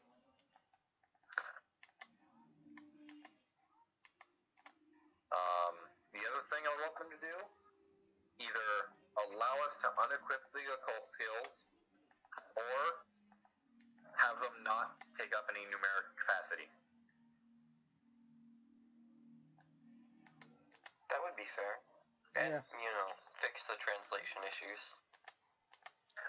All I'm saying is they've got Fire Emblem 16 on the Switch, and the Switch has some god-tier graphics, right? Yep. Yeah. Imagine by the time they get around to releasing an Echoes version of the Tellius games. Our only solace is the fact that those would probably be the last ones they re-release. Yes. And that they'd have the coolest and the most high-tech and advanced graphics of the time. I feel like if they re-released the Tellius games, they wouldn't be as good. Like, I feel like they would have some bad changes about them. Yeah, they would include changes. You mean like waifu mechanics? I hope they wouldn't do anything functionally. They probably would.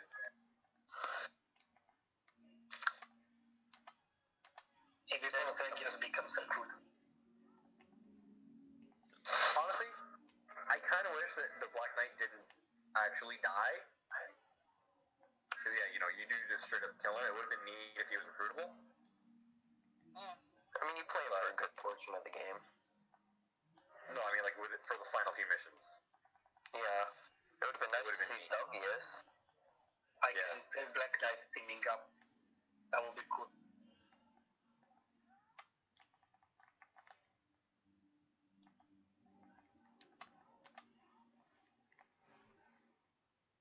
No. I mean, they did it with Mikanis, so.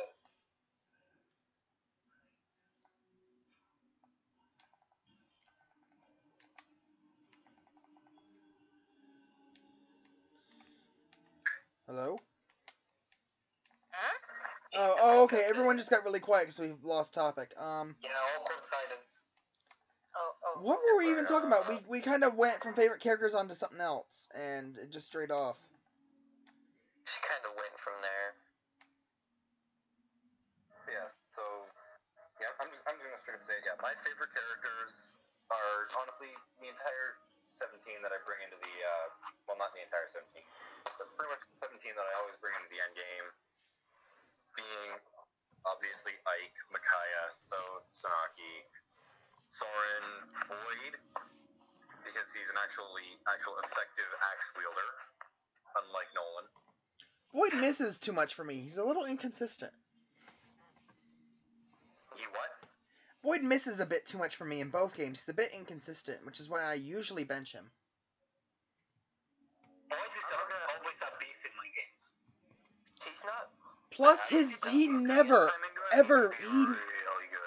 I have Dawn as a Reaver, I don't think he's very good. I'm looking at him right now, and I'm gonna beg to differ about that. I mean, I've never used him that far. well, like, But he's very good. Boyd in Path of Radiance right now in this playthrough, he's level 17 as a warrior. Not, like, promoted. And he only has 12 defense. That's not good. I mean, warriors don't get that much defense, but that's still pretty bad. But yeah, I gave him a but general's those ring are- to boost his those are defense Boyd, growth. Then Mist, Ileana, because freaking Thunder Mage. Only Thunder Mage you get in the games, by the way. Also, I like making that joke with Ileana and Mordecai, how, you know, the Thundercats joke. Yep. I did not know of that joke.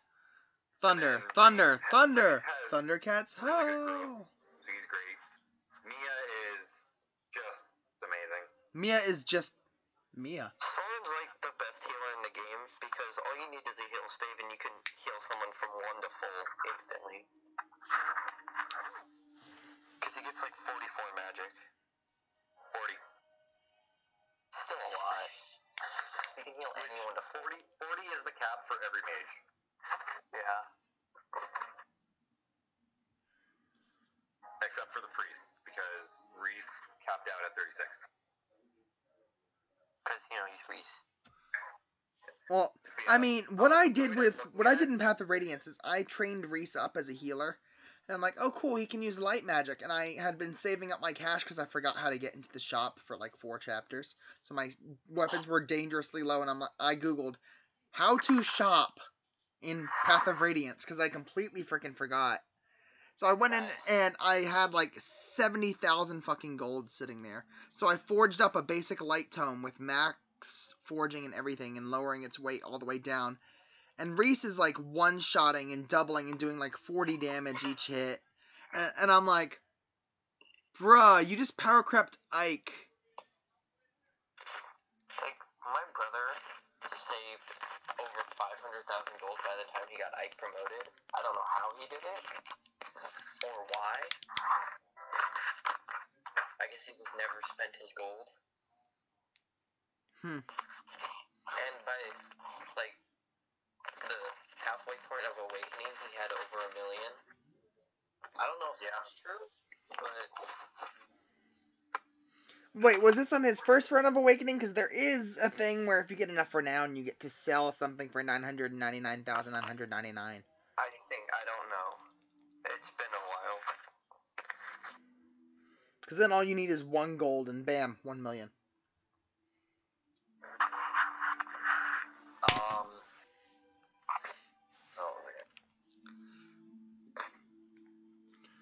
So, yep. My favorites are just fucking... Oh, yeah, go ahead. I realized this on my most recent playthrough. The slight thing that is not mentioned anywhere that Ashera can do in that fight, that is attack anyone, anywhere, as long as they're standing on a ward stone. That sounds pretty gross. Yeah, I didn't realize that until she brought Tsunaki down to 3 hit points. Oh, yeah, and then how she can just deal damage to almost everyone. No, this is a specified attack at Tsunaki. Yeah, and then there's that other one. Yeah, Just as a wide range. Yeah. Yeah, the Judgment AoE.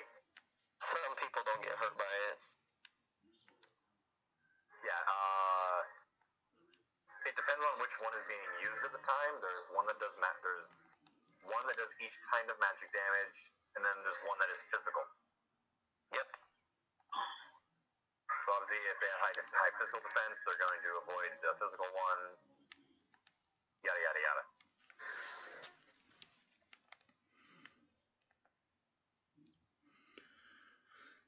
Let's see.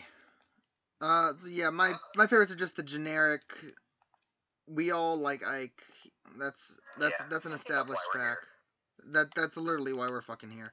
But I also really like Alencia. I don't know what it is, but I also really love Mia. She's my favorite Fire Emblem character, and my favorite male Fire Emblem character. She fucking is, and everyone's like, she's the worst out of the True Blades. I'm like, nah, man, fuck you. No.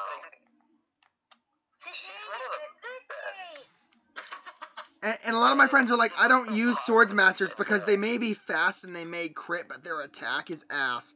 Their attack doesn't matter if every one of their fucking hits is a crit and deals triple damage anyways. Mm-hmm. You give her a killing edge, or the Wogow, and Mia just sits there, and because of her natural vantage skill in my Path of Radiance playthrough right now, enemies attack her, and she hits first. Then they miss because she fucking dodges, and then she hits them with a crit on her second attack and one-shots them. There's one thing in Radiant Dawn I did not like, and I still don't. Chapter 2 Storm Clouds on part 3, I believe. Yep.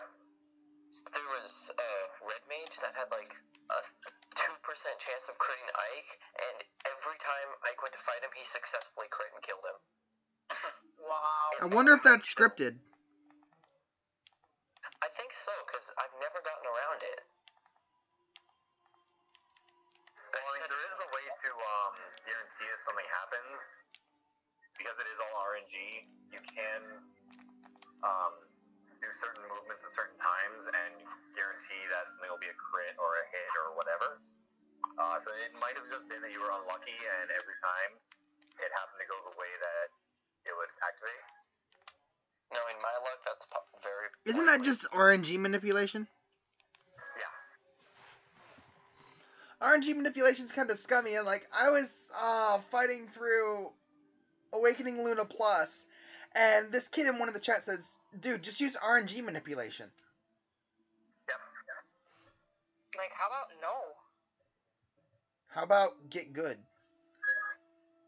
I need to actually play Luna. I love to run to RNG, dude. See, one thing I never consider when starting a Lunatic Plus, I always died on the first couple chapters. Give Robin's bronze sword to Frederick. Yeah, so you can XP farm everyone else. You know, Frederick's overpowered.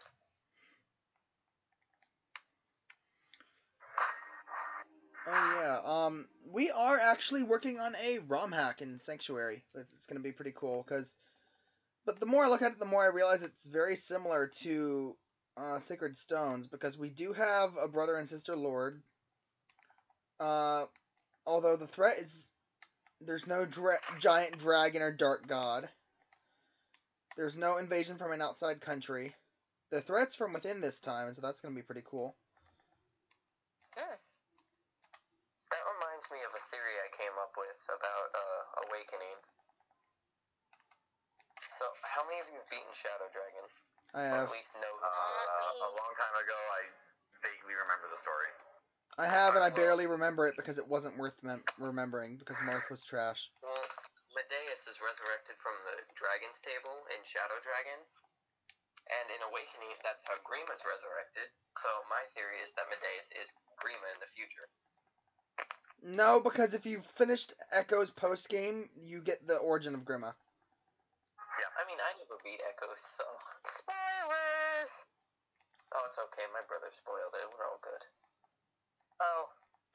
I wouldn't even call that a spoiler, really. It's just an additional piece of info. Yeah, so Grima was basically made from the corpses of a bunch of people. And parasitic worms. It is specifying which Exalt sealed Grima.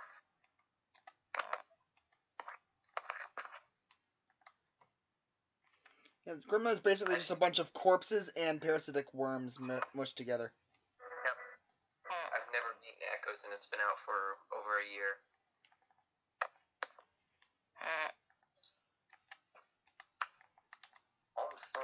expectable. I beat Echoes 51 times in the first 3 weeks. Wow. How many? Wow, what? 51. Now I feel bad. Holy shit. Dedication. I had nothing better to play and I enjoyed Echoes, so why the fuck not? The closest I could beat was Path of Radiance that many times in that amount of time, because I can beat it in like 8 hours, depending on the mode. I've beaten it twice. What, I mean, Echoes or normal mode, Path I of beat it in about Radiance? 10 to 11 hours. My goodness. Yeah. The only problem I have with that game is frickin' Celica's route. Celica's route is either Mage Emblem or fucking Mercenary Emblem.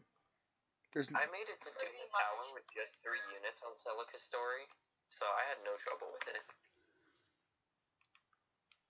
So? Like, I just used Celica, May, and Jenny, and that got me through. Yep. Well, next to our characters we didn't like.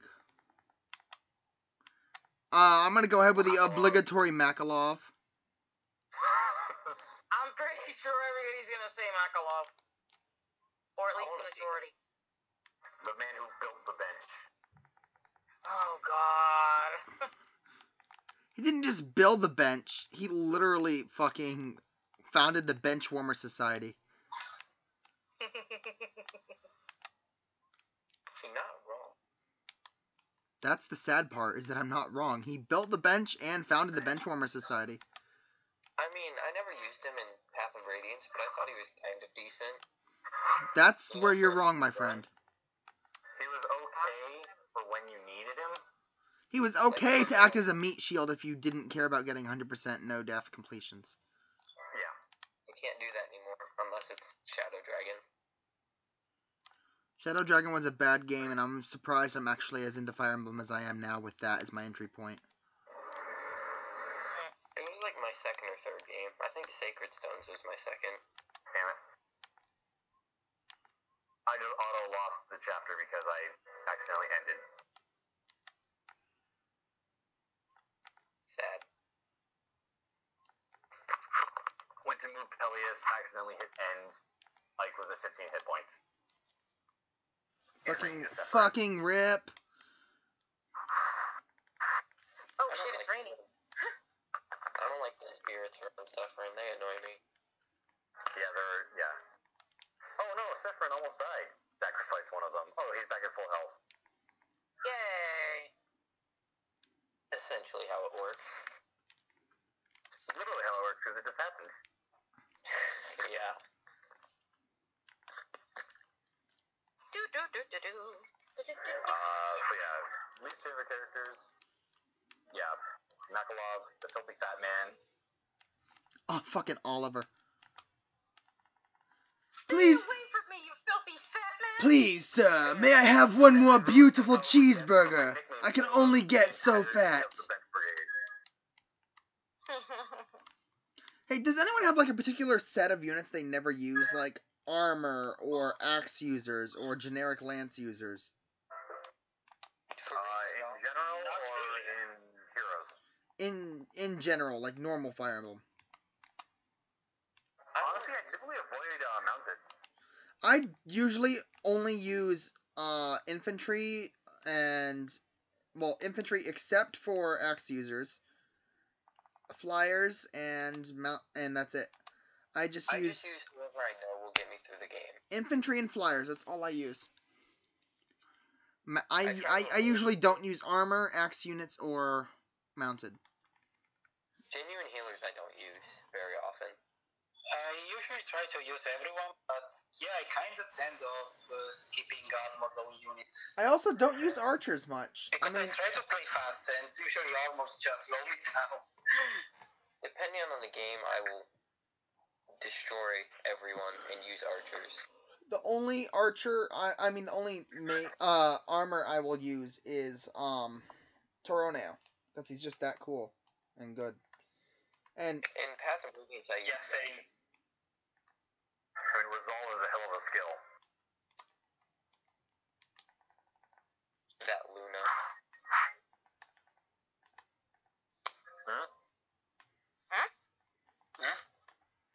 My question is why Wait, oh. Faye and Insys went the edgy route and just named it Black Luna instead of Eclipse. I know, it should have been Eclipse. I don't know. Also, fun fact about I think Bringing because the Dawn. Eclipse is too OP, so they try to do different. Yeah, fun fact about Bringing Dawn. The single unit with the highest damage output on any other unit is actually the Black Knight. Because Eclipse's damage is over 200. Yeah, it's over 250 in a single attack. I almost didn't beat him. Eclipse is broken.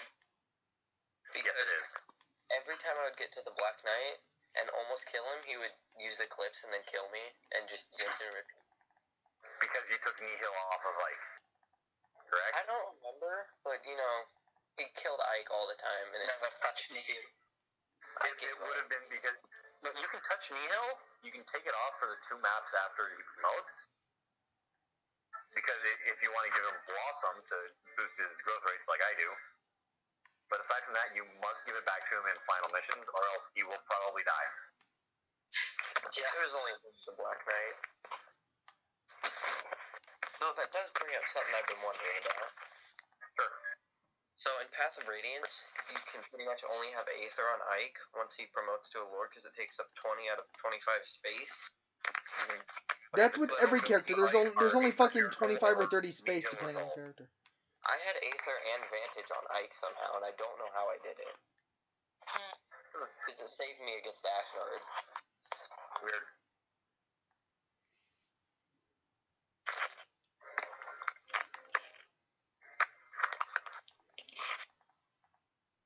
Yeah, the typical builds are Aether Miracle or Nihil Resolve. I just used Aether and hoped for the best.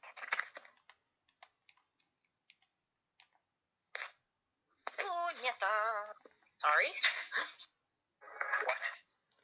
Angry No, taco don't sounds. Don't Google that, please. Okay, Please don't Google now that, if I was monetized, this would have just been demonetized, Stephanie. I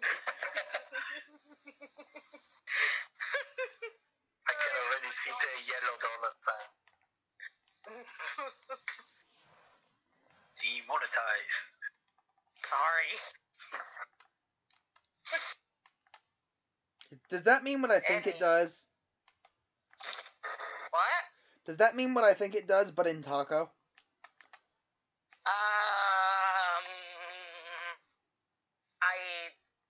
If it's about a racist slur, no.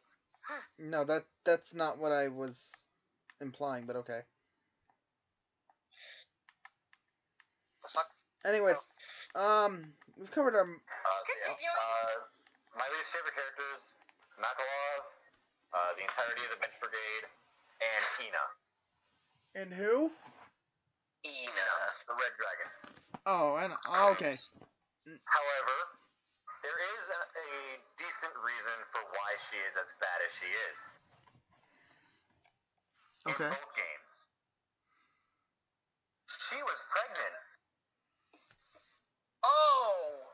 Yeah, that's a fair point. Yeah, Ashnard's mount's child, Rajayon was her betrothed. but turned into a feral one. And yes, and she was pregnant, which is to be honest, why she is as bad of a unit as she is, because she's knocked up. Oh dear. If she wasn't, she'd probably be a lot better. Probably. Overpowered. But wait, she was pregnant. Where was the stomach? It's the dragons. Do you really want to go into it? She's the dragon. Okay. Oh god, here we go today. Okay, the events of Path of Radiance take place over the course of about, 2 to 3 years? And then there's a 3-year time skip, so Ike and Radiant Dawn is like 18. Then there's a 3-year time skip. Radiant Dawn itself takes place over about 1 or 2 years. Rajayon had been away for, I think, 4 or 5 years before that. And they're dragons with 1,000+ year lifespans, so let's assume a gestation period of 9 years? 9 years, I'd say, because 9 months, 9 years. Yeah, something like that, probably. Sounds about right. Like, just don't see anything for the first 5 years. But no stomach! Not even a hint! The fuck? Daddy! It's a Nani very sore. weird thing. This is why we don't go into dragons. Yes. Yeah, how about no, though? Half of the people Yeah. that join the fan base after Awakening love to go into dragons. Well, Oh yeah, but my that's god, no. I mean, you're not wrong. They grew up on dragons. I mean, who here Now didn't? Now they just want to be under them. Now we should go to jail. Yes. I mean, granted, she's over 1,000. Yeah, over 1,000 yeah, is like the equivalent of 10. You know that, right? I do. That does not excuse the fact of they're looting someone with a 10-year-old body. It is still the body is that of an infant. Who's basically naked already. Yeah. Yeah. You ever seen someone defend someone who drew Noe? I mean, someone attack someone who drew Noe wearing more clothes, saying that it's offensive to the original artist? Because you're Yes, I haven't. you're disrespecting the original artist's design and wish for the character. It's like, Alright then. dude, I just put her in a fucking sundress. What's the problem? Like, someone literally just put Noe in a dress, and someone attacked the artist and said, "You're disrespecting fucking Kozaki Yusuke, the guy that drew the art for Awakening." No, Wait, repeat that. That's a lie, morons. Kozaki Yosuke. Kozaki Yusuke, that's the name I was looking for. But yeah, someone just drew Noe in a dress, just a normal fucking summer sundress, and they're like, about it, and I'm like, holy frickin' shit, this fan base is ass. Fucking normies. The Fire Emblem Was fan the base is toxic. sundress any sort of lewd or No. anything, or was it just tame? It was just a normal it was just a normal dress. It was just a normal green and purple dress that had the same color pattern and scale design that Noe's normal outfit does, but it was actually a fucking sundress. What is this guy's Dude, deal? fuck this fan base. Seriously. I mean, the fan base is very Fuck the assholes. the fan base is very peculiar. There's Very? That's a nice way of putting it. Peculiar. There's fans and people who genuinely like strategy games. There's the waifuists. There's the pedos. And then, There's the elitists. yeah. Let's be honest though, Ike is the best waifu. Isn't it Husbando? Awkward. I mean, That's fine. Rule 64 does exist. So Are we talking about the gender bent Ike? Yeah. Oh, Daddy, I got you some good stuff. Dude, don't you fucking dare. That is not going on stream. Yes, it is. No. Stephanie, bad. Don't worry. Bad step. I'm only putting one, and it's because it looks great. It's not lewd. It's not weird. It just looks great. Let me find it. Oh boy. Oh, yeah. Reload. How do you guys feel about them changing Ike's voice actor from whoever it was originally to Greg Chun? Greg did a good job, but I do prefer his original voice. I'm actually not a fan of his voice from Path of Radiance because it seemed a little too high-pitched and soft and squishy and I feminine. agree with that. He was only like 17 in Path of Radiance. What, 17? He was 16 at the end of it. He was 13 when it started. Well, Okay, well never mind. Path of Radiance did not last 3 years though. It lasted. No, I thought it did. No, 2 years. It lasted 2 I years. thought Ike was 17 for the events of Path of Radiance. He was. I thought he was too. By the end of it. So, Then he would have been 15 when it started. Well, still, usually by 15, their voices already started cracking, and you'd either have voice cracks or it would have been near the end of cracking. So his voice would have been a little deeper, but his voice. Maybe he was a special case. I would show you the other one, but it may be a little too lewd. Do not. Yeah, don't. Wedding dress, but yeah, it's because of the size. Oh, yeah, that. Yeah, I've seen that one, yeah. Oh, I have not. Oh yeah, Steph, I'm gonna play the Greg Chin cheesecake recipe for you guys. Ow. I'm sorry. That hurt. Ingredients: 1 3/4 cups honey-made graham cracker crumbs, 1/3 cup butter, melted, 1 1/4 cup sugar, divided, 3 8-ounce packages Philadelphia cream cheese, softened, 1 cup Breakstones or Newton sour cream, 2 teaspoons vanilla, 3 eggs, 1 21-ounce can cherry pie filling. Heat oven to 350 degrees Fahrenheit. Mix graham crumbs, butter, and 1/4 cup sugar. Press onto bottom of 9-inch springform pan.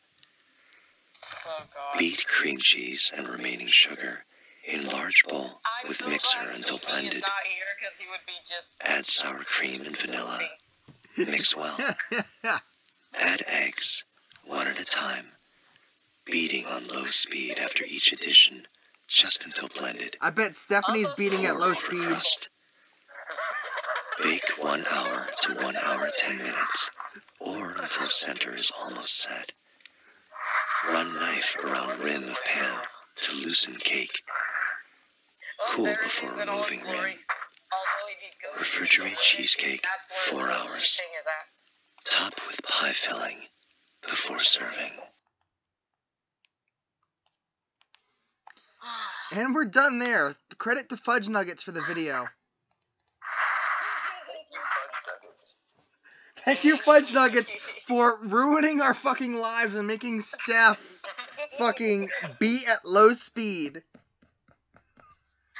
Funny thing, Greg Chun actually posted it on his Twitter, so Yes, he did. yeah. Thank you, Greg. Thank you for blessing us with this delicious gift from the gods. I wish they could put us when Greg to do the voices of Ike from Smash Ultimate. I believe he does. No, I don't think so, because they sound completely awful. No, I'm pretty sure that he's still using the other actor. Hold on, I'm He gonna actually does do the ultimate ones.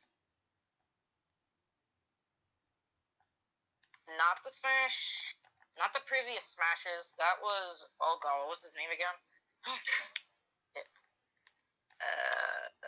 Crap, I forgot. Basically, the ones adapting Path of Radiance. I forgot his name too.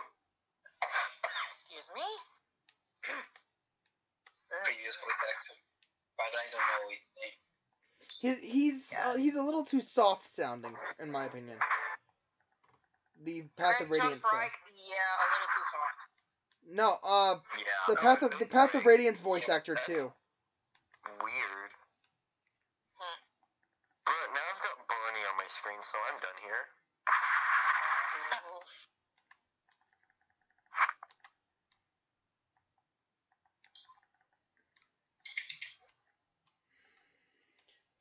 Okay, favorite maps.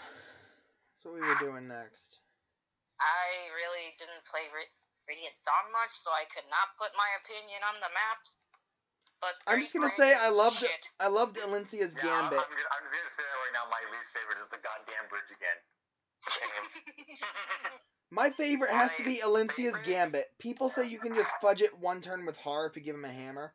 I like to You do can. I like to do it the hard way. Gambit. I like to do it the hard way, honestly. I like to actually use strategy instead of just More fun, and you get more experience. yeah. Yeah, I do have to say, yeah, Lencia's Gambit is my favorite. I choose it with Nephany. I don't think I have a favorite, or if I do, it's been a long time. No, I don't hate the Great Bridge. Well, I do. It's my second. But the one in the Grand Desert is the one I hate the most. Oh, yeah. I hate desert missions. The second map with Makaya's army, yeah. They're awful. It's too big. Yes. Like, if it wasn't a giant map and a desert, I'd be okay with it. Deserts are ass, and it makes no sense that the mages don't have hindered movement.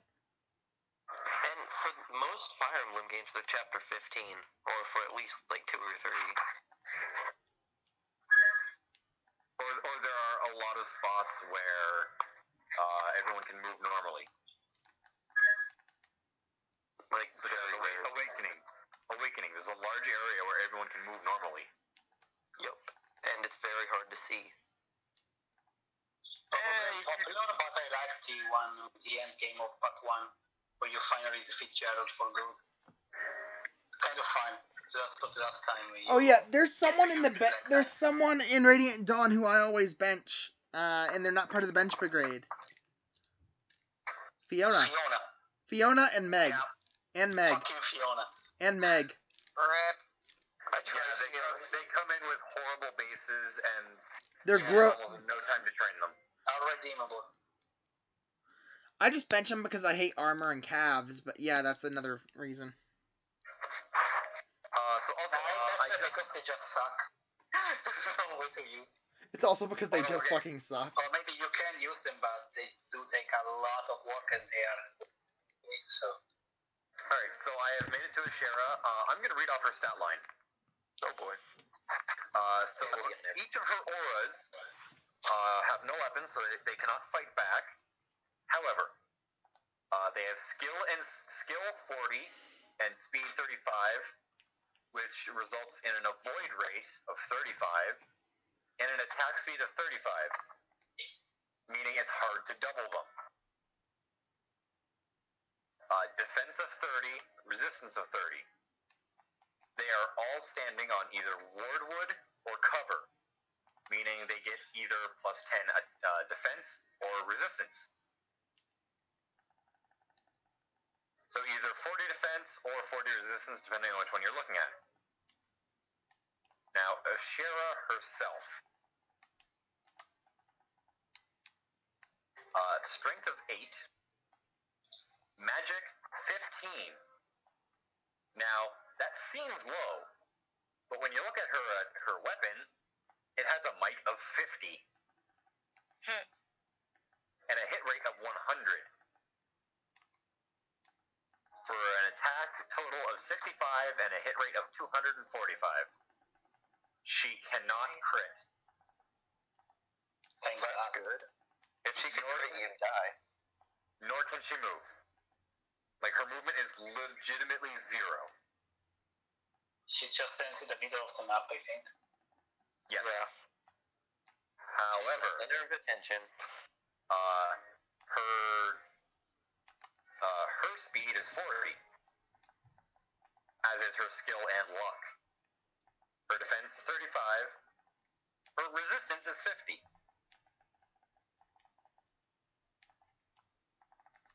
That's just utterly disgusting. Pardon me?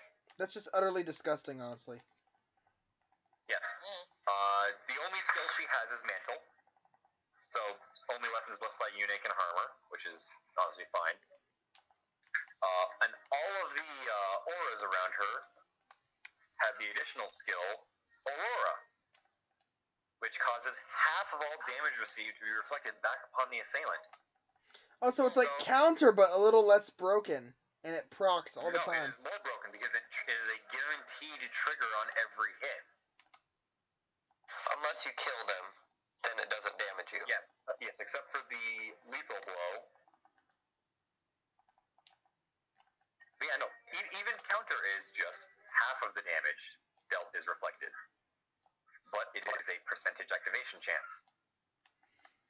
Oh yeah, I forgot. After playing Luna plus Awakening, I forgot counter isn't all the time. It is not as good as it is in Awakening, because all of the skills in Awakening are better. Except for lethality. You need more broken. Except for what? Lethality.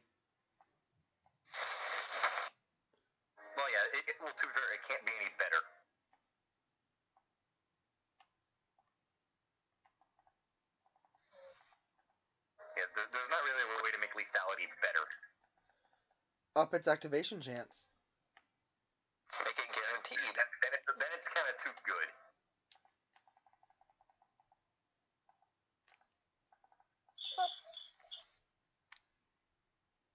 Or they could make it to where, like, they up the chance of it activating, but there's a chance you could miss as well.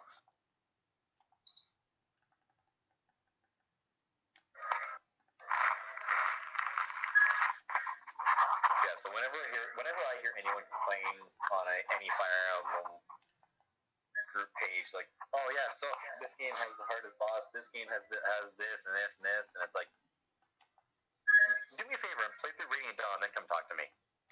Or just not be bad. Because honestly, Yeah, just maybe get good.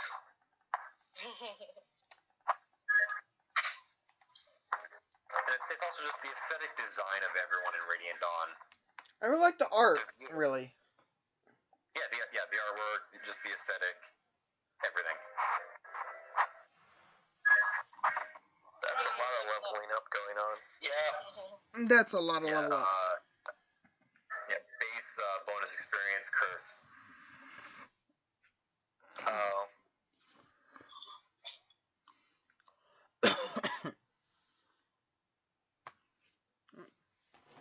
We already pretty much jumped around and talked about all the other topics, so that's really all we have to talk about for this. Yep.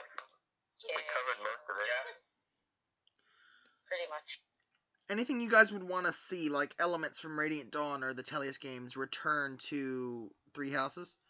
Personally, I kind of want to see Tier 3 promotions and bonus experience come I back. like that. Tier 3 promotions and bonus Tier EXP. 3 promotions. Okay. Like bonus XP become more available, so it's not as difficult to get. Yeah. Mhm. Have bonus EXP actually be a thing in Three Houses, since it hasn't been since Radiant Dawn? Probably not, because you'll probably be able to grind somewhere. There's probably going to be an open world aspect. So that would be True. competitive. That would be cool too. Like if there is an open world aspect where you can go to different areas and do training for grinding. Yeah. I prefer an open world aspect. Yep. But I do indeed want to see Tier 3 classes come back. Because in the trailer, we saw Edelgard can use axes, swords, and magic. Which is awesome. Which is really freaking awesome. Edgelord? It's Edelgard. Can we please fucking not? What's funny is, right before that trailer had came out, I had gotten really into playing Smash again. And I was trying to get better. And when I first saw her name, all my friends were like, yo, crawling in my skin memes, let's fucking go. And I'm like, what do you mean? They said, it's Edgelord. And I'm like, I read Edgeguard, but okay. Because, I've been playing Smash too much. Yep. Lemon Smash. Best time of the day was just hearing me compare LaRon to fucking the Becky Let Me Smash meme. I walked into my map. I gotta go back and watch that after this. Yeah, Stephanie was just laughing her ass off. It was ridiculous. Yeah, I came back to the laughing. Yes, I have a really bad giggle bone. I was happy that everyone got a good giggle out of the bench brigade. I never saw giggling at the bench brigade. I laugh at It's nearly sad, but everything. true. Yeah, that's pretty much all we have to say in this podcast. That's all, folks. Yeah, well, that's all, folks. This has been the last AYFEW Aethercast. I think it went pretty well, honestly, despite straying off topic. We actually managed to cover topics we were going to do in the future ahead of time. Neat. But, I mean, we could probably go into more detail on those later, if possible. Yeah, we could. It'll be a couple months, seeing as how college starts back up in 3.5 weeks. And I'm going to be kind of busy and not know my schedule till we have the next podcast. But by then, we will have revamped as the Sanctuary Paragon podcast. And we'll have more people on board. And hopefully that'll help Sanctuary take off. And it'll help bring the communities closer together so we can stop with all this stupid fucking infighting and cross-group drama. Because, Well, like, I mean, as has been stated, the Fire Emblem fan base is just It's utter bad. shit. it's just bad. You've got, like, you can't express an opinion without being attacked from all sides. You say you're not a fan of Jugdrawl and FE4 and 5, you know, Genealogy, the Holy War, and one group attacks you. You say you like Fates because the gameplay was interesting. Another group attacks you. Yeah. You say you don't like Fates and everyone attacks you. Yeah, pretty But, I mean, because they want to be accepting of the Fates fags, but really, did anyone ever like Fates? I kind of enjoyed it too, and I was just disappointed. I enjoyed some characters, but the story was just bland as hell, dude. The problem is, I think the main issue... Like, it gets a lot of hate because of Camilla. Let's be honest. Yeah, let's be honest. It really does. Honestly, Because part of her only defining asset is let's be honest, her boobs. Yeah, we're not Also, the gay conversion therapy section. Oh boy. oh yeah. Yeah. Soleil's too shy and nervous to fight female enemies. Corin, here, take this potion and become a thought slayer. It's like, oh no, that's gay conversion therapy. Shut it down. Change it. Also, Fire Emblem Ami. Oh yeah, you Oh, can't. you gotta be touching You, Spanish. you can't give your wife who had in the West. Primary reason that was hated as much as it was because it was not available on the English one. It was available everywhere. Obviously. It was available everywhere except for the West. That is what irritated me about it. Because apparently Treehouse was like, oh my god, it's too much for our American viewers. Get rid of it. I mean, I think it's funny how Nintendo Treehouse thinks head patting your waifu is too much, but you can help Machop rub one off. Yeah. And yet we have stuff like Pokemon Ami where you can literally grab a Machoke by the... No, yeah. It's like I've seen it in videos before how Machoke literally kicks. It literally leans its head back and makes an orgasm face. And then Nintendo's like, okay, humanoid bestiality is okay, but head patting an actual human being is not. They probably did it because they knew that everybody was just gonna go for Camilla's boobs. Another thing I didn't like about Fates was Corrin apologizing in every sentence. Yep. Yes, that too. Honestly, I think the reason a lot of people hate Fates is because they got really hyped up, because the trailers honestly looked really fucking good. I don't hate it. It's just the game was advertised as something that was amazing, and it turned out to be nothing like what was shown. It turned out like Waifu Simulator 2015. Yep. Exactly what it was. Oh dear. It's just unfortunate because I got really hyped up for the game because those little cutscenes and the trailers and the opening looked really, really cool. And the gameplay looked good, and let's face it, a dragon that wields swords and tomes is fucking awesome. Yep. The best.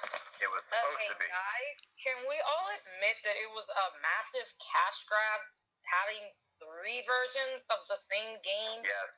That honestly was probably the biggest thing.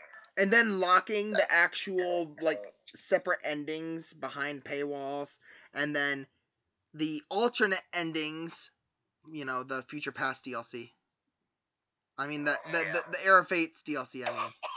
Behind more paywalls. And I mean... Sorry? At least with Echoes, they learned their lesson on DLC. No, wait, no, it wasn't Echoes, it was Warriors that they learned their lesson with DLC. Echoes DLC was ridiculous. Oh god. Let's not talk about Echoes DLC. It really pisses me off. Hey, The DLC that cost most of the actual game. Seriously, guys. Yeah. Even for the bundles. Even for the bundle. The season pass actually cost the same as the game for me. Wow. Because the game was $45 and the season pass was $40. Jesus Christ, do they not learn? They never. I mean, I think I only had to pay $25 for my season pass. I didn't buy my copy of Echo, so it's fine with me. I originally got it. I lost it. Got it again. Lol. Those were the days. Anywho. Okay, well, this has been a good podcast. Let's just say fucking hashtag horror for Faye and wrap this up, I guess. Hashtag give me one more Ike alt, please. Blue Ike. Just one more. Hashtag don't swim. We need a blue Ike or a... What we need is a colorless Ike that's an archer that literally just not an archer, a dagger user that literally just throws his fucking Ragnar. Or at least give us a Grail. Wait, does he actually use any sort of lances? No. I don't think he does. He's primarily sold. It would be funny if he could actually use a lance or something. Make him a legendary blue bowman. Because why not? Oh god, no. But why not? Real shit. I want to see some seasonals that aren't Fate's Awakening already. Yes. And let's just get IS to stop saying, "Hey, this is a seasonal. Let's slap him on a fucking horse or a flyer." Can we just Or have armor. I just want more good infantry units. God damn it. Can we have an Ike with a surfboard, please? Thanks. I wanted a summer Ike. I'm praying for a Halloween Ike. Same. Halloween Ike. But I never got it. Halloween Ike. That's a dagger user that throws mini cheeseburgers. Mini cheesecake. What? Mini cheeseburger. Wow. Not cheeseburgers, like chicken legs, as daggers. Lord. I could see That's what cheesecake plates are. users No. cheesecakes. Then he just has like busted defense and resistance. No, like his speed is shit, but his attack, defense, and res are through the roof. And he's literally just a bucket of KFC chicken, and his weapon is literally just a drumstick. Unfortunately, Well, CFC, Crimean Fried Chicken. That's better than KFC.